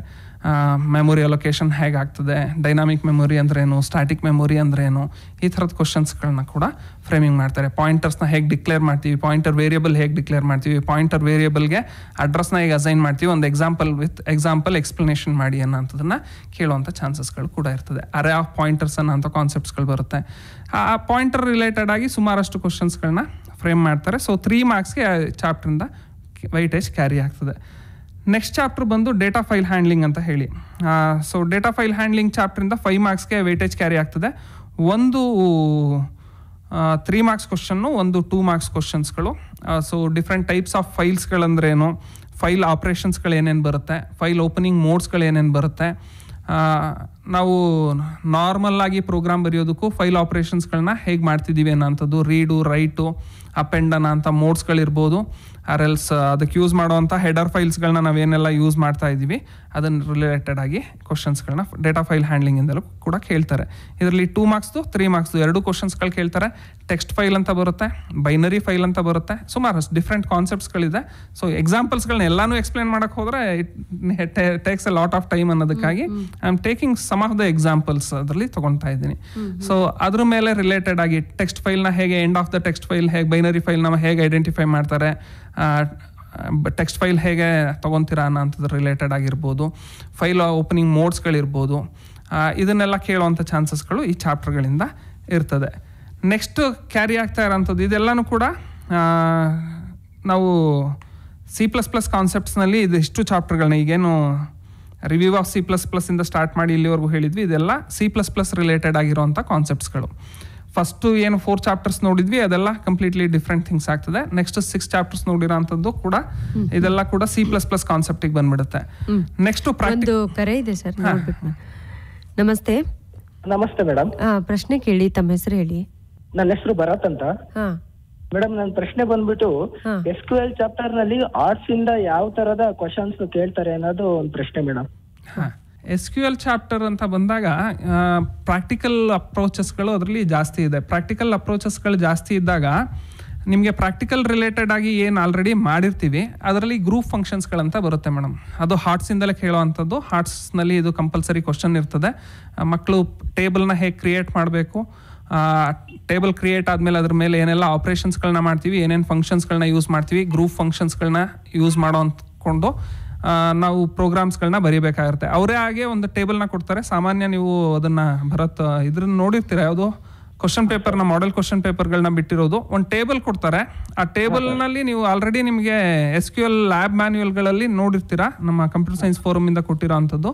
ಆ ಲ್ಯಾಬ್ ಮ್ಯಾನ್ಯುಯಲ್ನಲ್ಲಿ ನಾವು ಒಂದು ಟೇಬಲ್ನ ಕೊಟ್ಟರೆ ಟೇಬಲ್ನ ಹೇಗೆ ಕ್ರಿಯೇಟ್ ಮಾಡಬೇಕು ಅನ್ನೋಂಥದ್ದಕ್ಕಾಗಿ ಕಮಾಂಡ್ಸ್ಗಳಿರುತ್ತೆ. ಸೊ ಕ್ರಿಯೇಟ್ ಟೇಬಲ್ ಕಮಾಂಡನ್ನು ಯೂಸ್ ಮಾಡ್ಕೊಂಡು ಟೇಬಲ್ ಕ್ರಿಯೇಟ್ ಮಾಡುವಂಥದ್ದು ಇರ್ಬೋದು, ಅಥವಾ ಅವರಾಗೆ ಕೊಟ್ಟಿರೋ ಅಂಥ ಈಗ ಮ್ಯಾಕ್ಸಿಮಮ್ ಮಿನಿಮಮ್ ಫಂಕ್ಷನ್ಸ್ಗಳಿರ್ಬೋದು, ಅಸೆಂಡಿಂಗ್ ಆರ್ಡರ್ ಡಿಸೆಂಡಿಂಗ್ ಆರ್ಡರ್ ಮಾಡುವಂಥದ್ದಕ್ಕಿರ್ಬೋದು. ಈ ಥರದ ಕ್ವಶನ್ಸ್ಗಳು ನಿಮ್ಗೆ ಆಲ್ರೆಡಿ ಆ ಕಾನ್ಸೆಪ್ಟ್ಸ್ಗಳು ಗೊತ್ತಿದ್ರೆ ಆ ಟೇಬಲಿಗೆ ರಿಲೇಟೆಡ್ ಆಗಿ ನೀವು ಆನ್ಸರ್ಸ್ಗಳನ್ನ ಮಾಡ್ತಾ ಹೋಗ್ಬೋದು. ಕಾನ್ಸೆಪ್ಟ್ ಗೊತ್ತಿಲ್ಲ ಅಂತ ಹೇಳಿದ್ರೆ ಕಷ್ಟ ಆಗಿಬಿಡುತ್ತೆ. ನಾನು ಹೇಳಿದ್ನಲ್ಲ, ಟೇಬಲ್ನ ಕ್ರಿಯೇಟ್ ಮಾಡೋದಿರ್ಬೋದು, ಗ್ರೂಪ್ ಫಂಕ್ಷನ್ಸ್ಗಳಿರ್ಬೋದು, ಅಥವಾ ಅದರಿಂದ ರಿಟ್ರೀವ್ ಮಾಡೋವಂಥದ್ದಕ್ಕೆ ಸೆಲೆಕ್ಟ್ ಕಮಾಂಡ್ಸ್ಗಳನ್ನ ಯೂಸ್ ಮಾಡೋವಂಥದ್ದು ಇರ್ಬೋದು, ಇನ್ಸರ್ಟ್ ಕಮಾಂಡ್ಸ್ಗಳನ್ನ ಯೂಸ್ ಮಾಡೋವಂಥದ್ದು ಇರ್ಬೋದು. ಇದನ್ನು ಯೂಸ್ ಮಾಡಿಕೊಂಡು ಅವ್ರು ಕೊಟ್ಟಿರೋ ಅಂಥ ಟೇಬಲ್ನ ನೀವು ಕ್ರಿಯೇಟ್ ಮಾಡಬೇಕಾಗಿ ಬರುತ್ತೆ. ಮಾಡಿದರೆ ಆ ಥರದ ರಿಲೇಟೆಡ್ ಆಗಿರೋವಂಥ ಕ್ವಶನ್ಸ್ಗಳನ್ನ ಕೇಳುವಂಥ ಚಾನ್ಸಸ್ಗಳು ಜಾಸ್ತಿ ಇರುತ್ತೆ. Okay sir. ಧನ್ಯವಾದ ಕರೆ ಮಾಡಿದ್ದಕ್ಕೆ. ನೆಕ್ಸ್ಟು ಡೇಟಾಬೇಸ್ ಕಾನ್ಸೆಪ್ಟ್ಸ್ ಅಂತ ಬರುತ್ತೆ. ಇದು ಹೈಯೆಸ್ಟ್ ಮಾರ್ಕ್ಸ್ನ ತೊಗೊಳ್ತಿರೋಂಥ ಚಾಪ್ಟರ್ ಮೇಡಮ್. 16 ಮಾರ್ಕ್ಸ್ಗೆ ವೇಟೇಜ್ ಕ್ಯಾರಿ ಮಾಡ್ತದೆ. ಒಂದು ಮೇಜರ್ ಆಗಿ ಮಕ್ಳುಗಳು ಏನು ಗಮನಿಸ್ಬೇಕಂತ ಹೇಳಿದ್ರೆ, ಈ ಚಾಪ್ಟರ್ನಲ್ಲಿ ಫಿಲ್ ಇನ್ ದ ಬ್ಲಾಂಕ್ಸ್ ಇದೆಯಲ್ಲ 5 ಮಾರ್ಕ್ಸ್ದು, ಅದಷ್ಟು ಕೂಡ ಈ ಚಾಪ್ಟರಿಂದಲೇ ಬರುವಂಥದ್ದು. ಬೇರೆ ಇನ್ಯಾವುದೇ ಚಾಪ್ಟರ್ಗಳಿಂದ 5 ಮಾರ್ಕ್ಸ್ದು ಫಿಲ್ ಇನ್ ದ ಬ್ಲಾಂಕ್ಸ್ ಬರೋದಿಲ್ಲ. ಕಂಪ್ಲೀಟಾಗಿ ಫಿಲ್ ಇನ್ ದ ಬ್ಲಾಂಕ್ಸ್ ಬರುವಂಥದ್ದು ಈ ಚಾಪ್ಟರಿಂದಲೇ. ಅದ್ರ ಜೊತೆಗೆ ಲಾಂಗ್ ಆನ್ಸರ್ಸ್ಗಳು ಒಂದು ಬರ್ತದೆ. ಶಾರ್ಟ್ ಆನ್ಸರ್ಸ್ನಲ್ಲಿ ಫಿಲ್ ಇನ್ ದ ಬ್ಲಾಂಕ್ಸ್ಗಳಾಯಿತು, MCQ ಕ್ವಶನ್ ಕೂಡ ಈ ಚಾಪ್ಟರ್ಗಳಿಂದ ಬರ್ತದೆ. So fill in the blanks ಅಂತ ಬಂದಾಗ ವಿದ್ಯಾರ್ಥಿಗಳು ಕಂಪ್ಲೀಟಾಗಿ ಈ ಕಾನ್ಸೆಪ್ಟ್ಸ್ಗಳನ್ನ ಅರ್ಥ ಮಾಡ್ಕೊಂಡಿರ್ಬೇಕು. ಯಾಕೆ ಅಂತ ಹೇಳಿದ್ರೆ, any corner of the fill in the blanks ಕೊಟ್ಟಾಗ ಕಾನ್ಸೆಪ್ಟ್ ಗೊತ್ತಿಲ್ಲದೇ ಯಾವುದೋ ಒಂದು ಪರ್ಟಿಕ್ಯುಲರ್ ಕ್ವಶನಿಗೆ ಪ್ರಿಪೇರ್ ಆಗಿದ್ದೀನಿ ಅಂತ ಹೇಳಿದ್ರೆ ಫಿಲ್ ಇನ್ ದ ಬ್ಲಾಂಕ್ಸ್ನ ಅಟೆಂಡ್ ಮಾಡೋದಕ್ಕಾಗೋದಿಲ್ಲ. ನಿಮ್ಗೆ ಆಲ್ರೆಡಿ ಆ ಕಾನ್ಸೆಪ್ಟ್ಸ್ಗಳು ಗೊತ್ತಿದ್ರೆ ಯಾವುದೇ ಇದನ್ನು ಈಸಿಯಾಗಿ ಅಟೆಂಡ್ ಮಾಡೋದಕ್ಕಾಗ್ತದೆ. ಸೊ ಫಿಲ್ ಇನ್ ದ ಬ್ಲಾಂಕ್ಸ್ಗಳು 5 ಕ್ವಶನ್ಸ್ಗಳು ಈ ಚಾಪ್ಟರಿಂದ ಬರ್ತದೆ. ಅದರಲ್ಲಿ 2 ಕ್ವಶನ್ಸ್ಗಳನ್ನ ಸಿಂಪಲ್ ಆಗಿ ಸ್ಟ್ರೇಟ್ ಫಾರ್ವರ್ಡ್ ಆಗಿ ಕೇಳ್ತಾರೆ. 2 ಅಪ್ಲಿಕೇಶನ್ ಓರಿಯೆಂಟ್ ಆಗಿ 2 ಕ್ವಶನ್ಸ್ಗಳನ್ನ ಕೇಳ್ತಾರೆ. ಇನ್ನೊಂದನ್ನು ಅಂಡರ್ಸ್ಟ್ಯಾಂಡ್ ಎಷ್ಟು ಮಟ್ಟಿಗೆ ಅವರ ಪ್ರಶ್ನೆನ ಅರ್ಥ ಮಾಡ್ಕೊಂಡಿದ್ದಾರೆ ಅನ್ನೋಂಥದ್ದು ರಿಲೇಟೆಡ್ ಆಗಿ. ಡೈರೆಕ್ಟಾಗಿ 2 ಸಿಕ್ಬಿಡುತ್ತೆ. ನೀವು ನೋಡ್ತಿದ್ದ ಹಾಗೆ ನೇರವಾಗಿ ಆನ್ಸರ್ ಯಾರು ಬೇಕಾದರೂ ಕರೆಕ್ಟಾಗಿ ಓದಿರೋ ಅಂಥವ್ರು ಮಾಡ್ಕೊಬೋದು. ಪ್ರಾಬ್ಲಮ್ ಎಲ್ಲಾಗುತ್ತೆ ಅಂತ ಹೇಳಿದ್ರೆ, ಅಪ್ಲಿಕೇಶನ್ ಲೆವೆಲಲ್ಲಿ ಕೇಳಿದಾಗ ಈಗ ER ಡಯಾಗ್ರಾಮ್ಸ್ಗಳು ಬರುತ್ತೆ ಸಾಮಾನ್ಯವಾಗಿ. ಅದರಲ್ಲಿ ಯೂಸ್ ಮಾಡುವಂಥ ಡಿಫ್ರೆಂಟ್ ಸಿಂಬಲ್ಸ್ಗಳು ಬರುತ್ತೆ. ಸೊ ಅದನ್ನು ಹೇಗೆ ನಾವು ತೊಗೊತಿದ್ದೀವಿ ಅನ್ನೋಂಥ ಕಾನ್ಸೆಪ್ಟ್ಸ್ಗಳನ್ನ ಕೂಡ ನಾವು ಚೆಕ್ ಮಾಡ್ತಾ ಹೋಗ್ತೀವಿ. ಸೊ ಆ ಕಾನ್ಸೆಪ್ಟ್ಸ್ಗಳು ಬಂದಾಗ ಅದನ್ನು ಅರ್ಥ ಮಾಡ್ಕೊಂಡಿದ್ರೆ ಫಿಲ್ ಇನ್ ದ ಬ್ಲಾಂಕ್ಸ್ಗಳನ್ನ ಅಟೆಂಡ್ ಮಾಡೋದಕ್ಕೆ ಈಸಿ ಆಗ್ತದೆ. ಎಲ್ಲ ಕಾನ್ಸೆಪ್ಟ್ಸ್ಗಳು ಕವರ್ ಆಗಿದ್ರೆ ಮಾತ್ರ 5 ಮಾರ್ಕ್ಸ್. ಯಾರೆಲ್ಲ 100 ಔಟ್ ಆಫ್ 100 ಸ್ಕೋರ್ ಮಾಡ್ಬೇಕಂತಿದ್ದಾರೆ, ಮೋಸ್ಟ್ ಪ್ರಾಬ್ಲಿ ಮಕ್ಕಳುಗಳಲ್ಲಿ ಒಂದು ತಬ್ಬಾವನೆ ಇರ್ತದೆ, MCQ ಮತ್ತೆ ಫಿಲ್ ಇನ್ ದ ಬ್ಲಾಂಕ್ಸ್ ಕೊಟ್ಟಿರೋದ್ರಿಂದ ನಮಗೆ ಪಾಸ್ ಆಗೋದಕ್ಕೆ ಈಸಿ ಅನ್ನೋಂಥದ್ದು. ಬಟ್ ಇಲ್ಲಿ ಏನಾಗ್ತದೆ ಅಂತ ಹೇಳಿದ್ರೆ, ನೇರವಾಗಿ ಕೇಳುವಂಥ ಪ್ರಶ್ನೆಗಳನ್ನಾದ್ರೆ ಉತ್ತರಿಸೋದು ಈಸಿ ಇರುತ್ತೆ. ಬಟ್ ಇಲ್ಲಿ ಏನಾದರೂ ಅವರು ಅಪ್ಲಿಕೇಶನ್ ಲೆವೆಲ್ನಲ್ಲಿ ಮತ್ತು ಹೈಯರ್ ಆರ್ಡರ್ ಥಿಂಕಿಂಗ್ ಲೆವೆಲ್ನಲ್ಲಿ ಕೇಳಿದಾಗ ನಾವು ಬರೀ ಕಾನ್ಸೆಪ್ಟ್ ಗೊತ್ತಿದ್ರೆ ಮಾತ್ರ ಅಟೆಂಡ್ ಮಾಡ್ಬೋದೇ ಹೊರತು ಬರೀ ಓದ್ಕೊಂಬಂದು ನಾನೇನೋ ನೋಡಲಿಲ್ಲ, ಅದನ್ನು ನಾನು ಯಾವುದೋ ಒಂದು ಪರ್ಟಿಕ್ಯುಲರ್ ಕ್ವಶನಿಗೆ ಪ್ರಿಪೇರ್ ಆಗಿದ್ದೆ, ಅದರೊಳಗಡೆ ಬರಲಿಲ್ಲ ಅನ್ನೋಂಥದ್ದಕ್ಕೆ ಹೇಳೋಕ್ಕಾಗಲ್ಲ. ಓವರ್ ಆಲ್ ಕಾನ್ಸೆಪ್ಟ್ಸ್ಗಳನ್ನ ಅರ್ಥ ಮಾಡ್ಕೊಂಡಿರ್ಬೇಕಾಗ್ತದೆ. ಸೊ 5 ಮಾರ್ಕ್ಸ್ ಕ್ವಶನ್ ಕೂಡ ಒಂದನ್ನು ಕೇಳ್ತಾರೆ. ಸೊ 5 ಮಾರ್ಕ್ಸ್ ಕ್ವಶನ್ ಲಾಂಗ್ ಆನ್ಸರ್ಸ್ದು ಒಂದು ಕ್ವಶನ್ ಬರ್ತದೆ. ಸೊ 5 + 5 10 ಮಾರ್ಕ್ಸ್ ಆಗ್ತದೆ. ಇನ್ನು 2 ಮಾರ್ಕ್ಸ್ದು ಒಂದು ಕ್ವಶನ್ನು, 3 ಮಾರ್ಕ್ಸ್ದು ಒಂದು ಕ್ವಶನ್ನು ಮತ್ತು MCQ ಒಂದು ಕ್ವಶನ್ನ ಈ ಚಾಪ್ಟ್ರಿಂದ ಕೇಳ್ತಾರೆ ಮೇಡಮ್. ಹೈಯೆಸ್ಟ್ ಮಾರ್ಕ್ಸ್ನ ವೆಯ್ಟೇಜ್ನ ಕ್ಯಾರಿ ಮಾಡುವಂಥದ್ದು ಈ ಚಾಪ್ಟ್ರು. 16 ಮಾರ್ಕ್ಸ್ಗೆ ವೆಯ್ಟೇಜ್ನ ಕ್ಯಾರಿ ಮಾಡ್ತದೆ ಈ ಚಾಪ್ಟ್ರು. ಹಾಗಾಗಿ ವಿದ್ಯಾರ್ಥಿಗಳು ನಾನು ಹೇಳೋವಂಥದ್ದು ಇದು ಮತ್ತು ಡೇಟಾ ಸ್ಟ್ರಕ್ಚರ್ 2 ಚಾಪ್ಟರ್ ಓದ್ಕೊಂಡ್ರೆ 30 ಮಾರ್ಕ್ಸ್ಗೆ ಮಾರ್ಕ್ಸ್ ವೆಯ್ಟೇಜ್ ಕ್ಯಾರಿ ಆಗೋಯ್ತು. 50% ಆಫ್ ದ ಮಾರ್ಕ್ಸ್ನ ಸೆಕ್ಯೂರ್ ಮಾಡೋದಕ್ಕೆ ಈಸಿ ಆಗಿ ಹೋಗ್ಬಿಡುತ್ತೆ.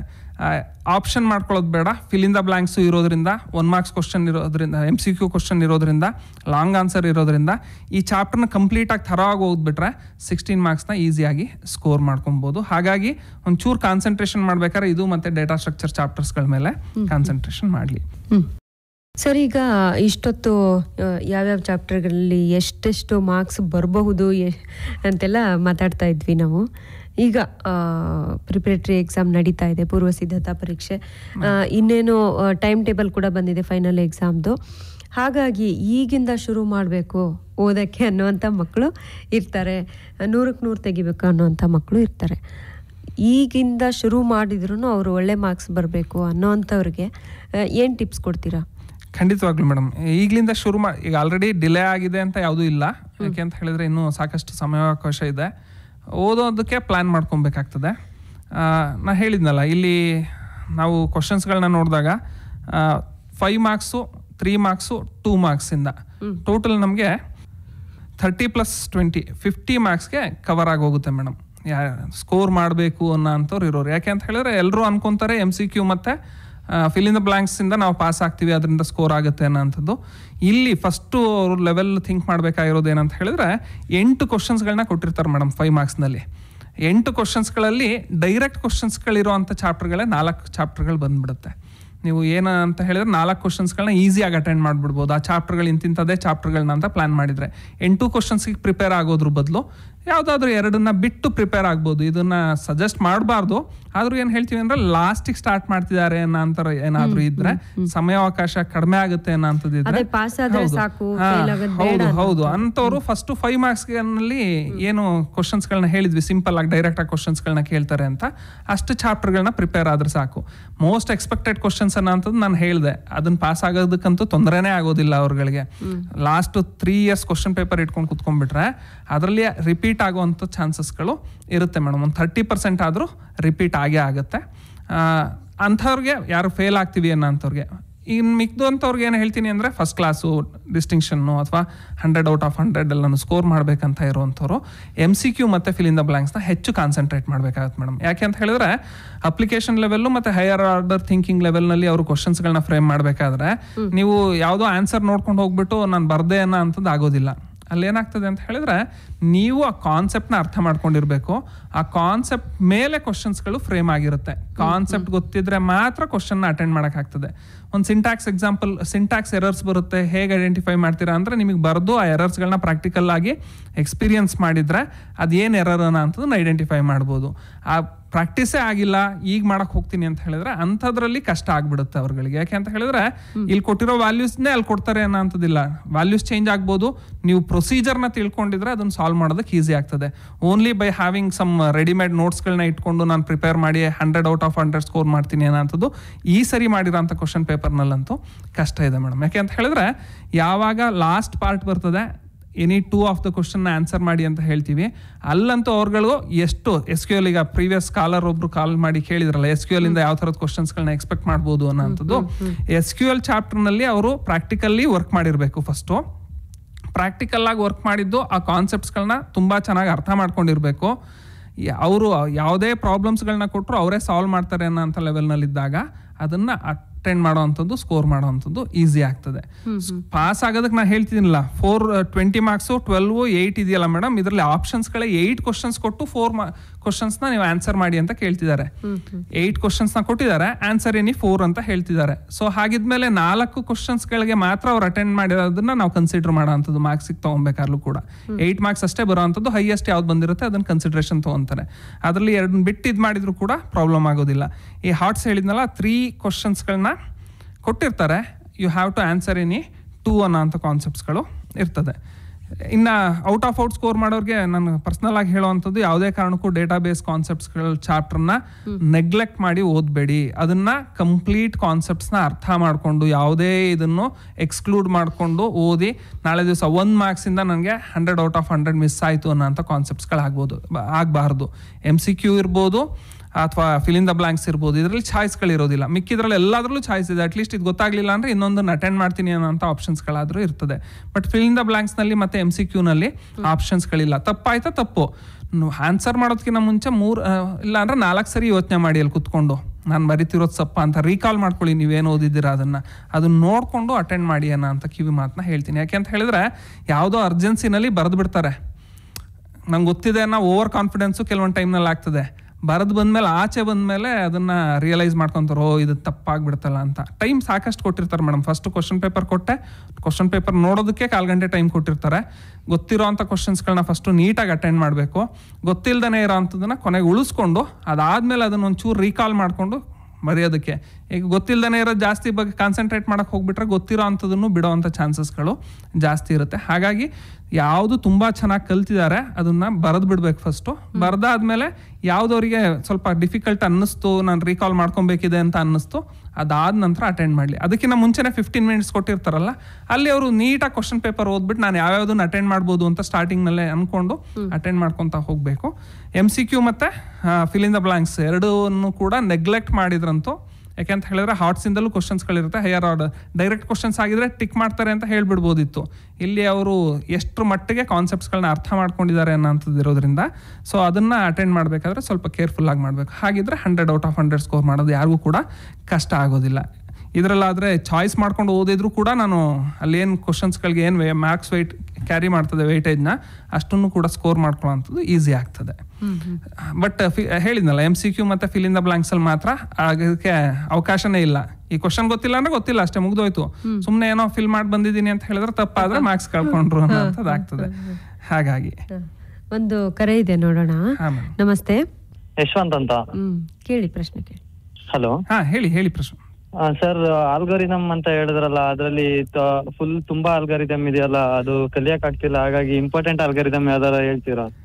ಇಂಪಾರ್ಟೆಂಟ್ ಅಂತ ಈಗ ನಾವು ಫೋನಲ್ಲಿ ಇಲ್ಲಿ ಹೇಳ್ತೀವಿ ಅಂತ ಅನ್ಕೊಳ್ಳಿ, ಬರ್ಲಿಲ್ಲ, ಯಾರೋ ದೂರ್ಕೊಂತೀರಾ ಲೆಕ್ಚರ್? ಇಷ್ಟು ಇಯರ್ ಪೇಪರ್ ಅಲ್ಲಿ ರಿಪೀಟ್ ಆಗಿದೆಯಲ್ಲ, ಆ ತರ ರಿಪೀಟೆಡ್ ಕ್ವೆಶ್ಚನ್ ನಾ ಹೇಳ್ತಿದ್ದೀನಲ್ಲ. ಈಗ ಅಲ್ಗಾರಿದಮ್ಸ್ ಅಂತ ಬಂದಾಗ ಬೈನರಿ ಸರ್ಚ್ ಇರ್ಬೋದು, ಅಥವಾ ಕ್ಯೂನಲ್ಲಿ ಇನ್ಸರ್ಷನ್ ಡಿಲೀಷನ್ ಇರ್ಬೋದು, ಸ್ಟ್ಯಾಕ್ನಲ್ಲಿ ಪುಷ್ ಪಾಪ್ ಇರ್ಬೋದು, ಸಾರ್ಟಿಂಗ್ ಟೆಕ್ನಿಕ್ಸ್ಗಳಿರ್ಬೋದು. ಈ ಅಲ್ಗಾರಿದಮ್ಸ್ಗಳನ್ನೇ ಸಾಮಾನ್ಯವಾಗಿ ಕೇಳ್ಕೊಂಬಂದಿದ್ದಾರೆ. ಇದು ಬಿಟ್ಟು ಬೇರೆ ಯಾವುದನ್ನು ಕೇಳಿರೋದಿಲ್ಲ. ಹಾಗಂತ ಹೊಸ ಕ್ವಶನ್ ಪೇಪರ್ನಲ್ಲಿ ಕೇಳಬಾರ್ದು ಅಂತಲೂ ಏನೂ ಇರೋದಿಲ್ಲ. ಬಟ್ ನೀವು ಕೇಳೋವಂಥದಕ್ಕೆ ಇದನ್ನು ನಾನು ಬಂದೇ ಬರುತ್ತೆ ಅಂತ ಹೇಳೋದ್ರ ಬದಲು ಇಟ್ ಮೇ ಬಿ ಆಸ್ಕ್ಡ್ ಅನ್ನೋ ಅಂಥದನ್ನು ಆಪ್ಷನ್ ತೊಗೊತೀನಿ. ಯಾಕೆ ಅಂತ ಹೇಳಿದ್ರೆ ಇಂಥದ್ದೇ ಬರುತ್ತೆ ಅನ್ನೋ ಅಂಥದ್ದು ಕ್ವಶನ್ ಪೇಪರ್ಗಳು ಯಾರೂ ಸೆಟ್ ಮಾಡಿರೋದಿಲ್ಲ, ಅದು ರಿವೀಲು ಆಗೋದಿಲ್ಲ. ಹಾಗಿದ್ರೆ ಎಲ್ಲರೂ ಇದು ಮಾಡ್ತಾಯಿದ್ರು. ಬಟ್ ಏನಂತ ಹೇಳಿದ್ರೆ ಆಲ್ಮೋಸ್ಟ್ ಅಲ್ಲಿ ಇದುವರೆಗೂ ಕೇಳ್ಕೊಂಬಂದಿರೋದ್ರಲ್ಲಿ ಲೀನಿಯರ್ ಸರ್ಚ್ ಅಥವಾ ಬೈನರಿ ಸರ್ಚು, ಸಾರ್ಟಿಂಗು ಅಥವಾ ಇನ್ಸರ್ಷನ್ನು ಮತ್ತು deletion of a queue, element from a queue ಅನ್ನೋಂಥದ್ದು ಕಾನ್ಸೆಪ್ಟ್ಸ್ಗಳು, ಅಥವಾ ಬೈನರಿ ಸರ್ಚ್ ಅನ್ನೋಂಥ ಕಾನ್ಸೆಪ್ಟ್ಸ್ಗಳು. ಇದರಿಂದ ಒಂದು ಅಲ್ಗಾರಿದಮ್ನ ಯಾವಾಗಲೂ ಸಾಮಾನ್ಯವಾಗಿ ಕೇಳ್ತಾ ಇರ್ತಾರಪ್ಪ. ಸರ್, ಹಂಗೆ ಡಾಟಾಬೇಸ್ ಕಾನ್ಸೆಪ್ಟ್ ಅಲ್ಲಿ ಫಿಲ್ ಇನ್ ದ ಬ್ಲಾಂಕ್ಸ್ ಇದೆಯಲ್ಲ ಸರ್, ಅದು ಅಪ್ಲಿಕೇಶನ್ ಲೆವೆಲ್ ಬೇಸ್ಡ್ ಇರುತ್ತಾ sir questions? Fill in the blanks database ಕಾನ್ಸೆಪ್ಟ್ಸ್ನಲ್ಲ? Yes sir.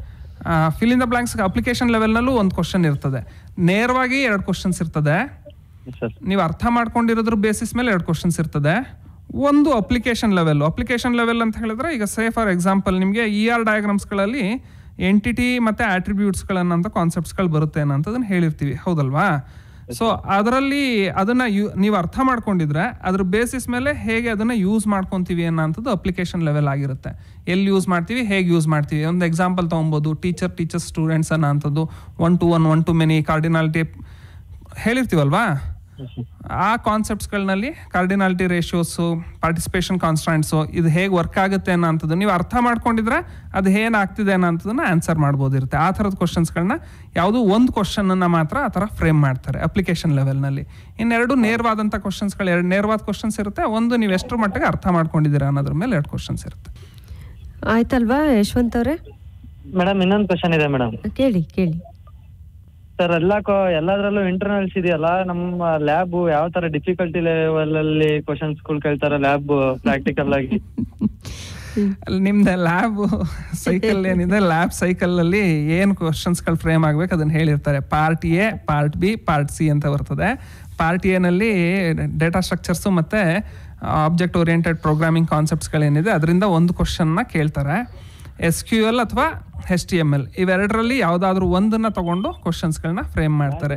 ಈಗ ಒಂದು ಬ್ಯಾಚ್ಗೆ 12 ಜನದ 10, 12, 15 ಜನ ತನಕ ಸ್ಟೂಡೆಂಟ್ಸ್ಗಳು ಹಾಕ್ತಾರೆ ಅನ್ನೋ ಹಾಗಿದ್ರೆ ಒಬ್ರಿಗೆ ಬಂದಿದ್ದ ಕ್ವಶನ್ಸೇ ಇನ್ನೊಬ್ರಿಗೆ ಬರ್ಬೇಕನ್ನೋಂಥದ್ದಿಲ್ಲಲ್ಲ. ಹಾಗಾಗಿ ಬೇರೆ ಬೇರೆ ಕ್ವಶನ್ಸ್ಗಳನ್ನ ಫ್ರೇಮ್ ಮಾಡ್ಕೊತಾ ಹೋಗ್ತಾರೆ ಕಣಪ್ಪ. ಇದರಲ್ಲಿ ಡಿಫಿಕಲ್ಟು ಮತ್ತೊಂದು ಅನ್ನೋಂಥ ಕಾನ್ಸೆಪ್ಟ್ಗಳು ಏನು ಬರೋದಿಲ್ಲ. ರ್ಯಾಂಡಮ್ ಪಿಕ್ಕಿಂಗ್ ಇರ್ತದೆ, ಅದ್ರ ಪ್ರಕಾರ ತಗೊಂತಾರೆ.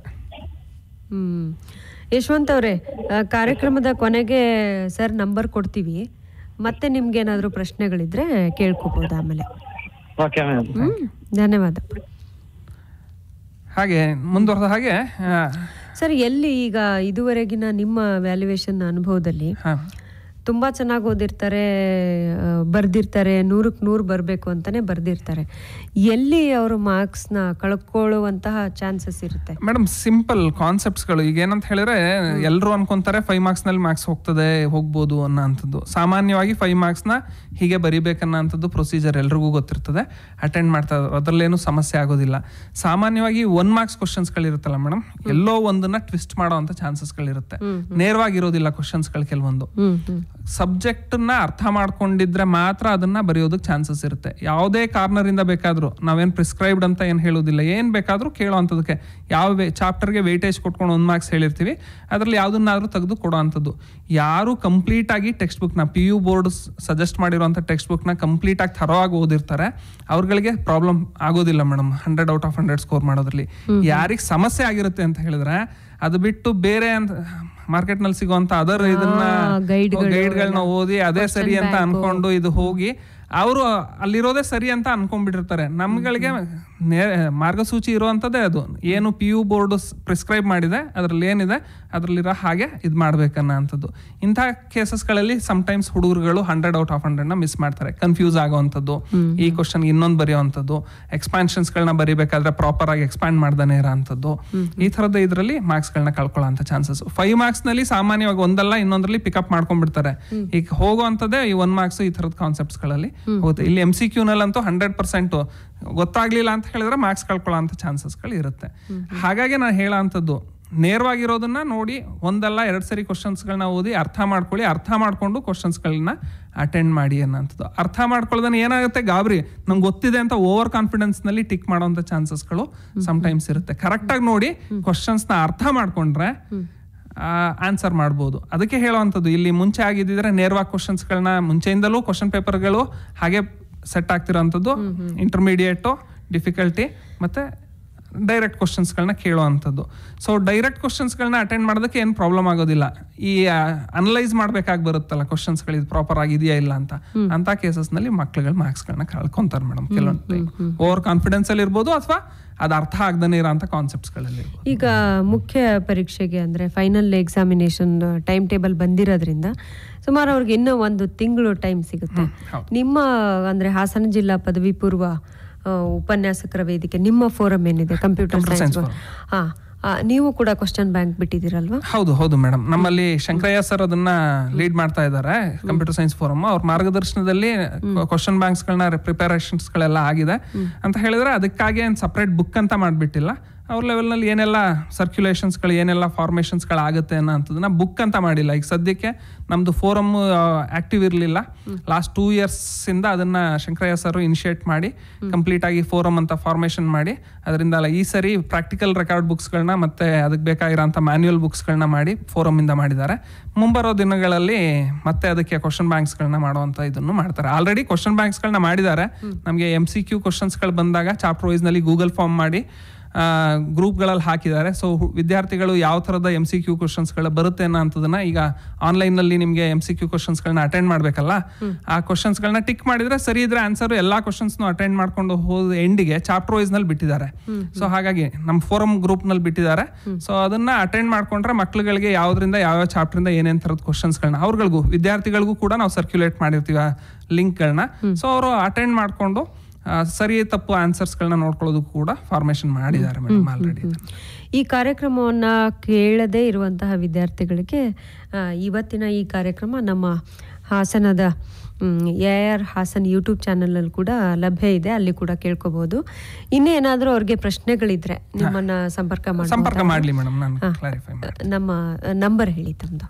9972 9972 96 96 44 44 83 83 9972 964483 ಈ ಸಂಖ್ಯೆಗೆ ಅವರು ಕರೆ ಮಾಡಿ ಪ್ರಶ್ನೆಗಳನ್ನು ಕೇಳ್ಕೊಳ್ಬಹುದು. ಇದುವರೆಗೆ ಗಣಕ ವಿಜ್ಞಾನ ವಿಷಯಕ್ಕೆ ಸಂಬಂಧಪಟ್ಟ ಹಾಗೆ ಬಹಳಷ್ಟು ಮಾಹಿತಿಯನ್ನು ಮಾಡಿಕೊಟ್ಟಿದ್ದೀರಾ. ಧನ್ಯವಾದಗಳು ತಮ್ಮ. Thank you. ಇದುವರೆಗೆ ದ್ವಿತೀಯ PUC ಪರೀಕ್ಷಾ ಸಿದ್ಧತೆ ನೇರ ಫೋನ್ ಇನ್ ಕಾರ್ಯಕ್ರಮ ಕೇಳಿದಿರಿ. ವಿಷಯ ಗಣಕ ವಿಜ್ಞಾನ, ಕಂಪ್ಯೂಟರ್ ಸೈನ್ಸ್. ಭಾಗವಹಿಸಿದ್ದ ವಿಷಯ ತಜ್ಞರು MD ನಿತ್ಯಾನಂದ. ಕಾರ್ಯಕ್ರಮವನ್ನು ನಡೆಸಿಕೊಟ್ಟವರು ಸುಜಾತ F. ತಳವಾರ್.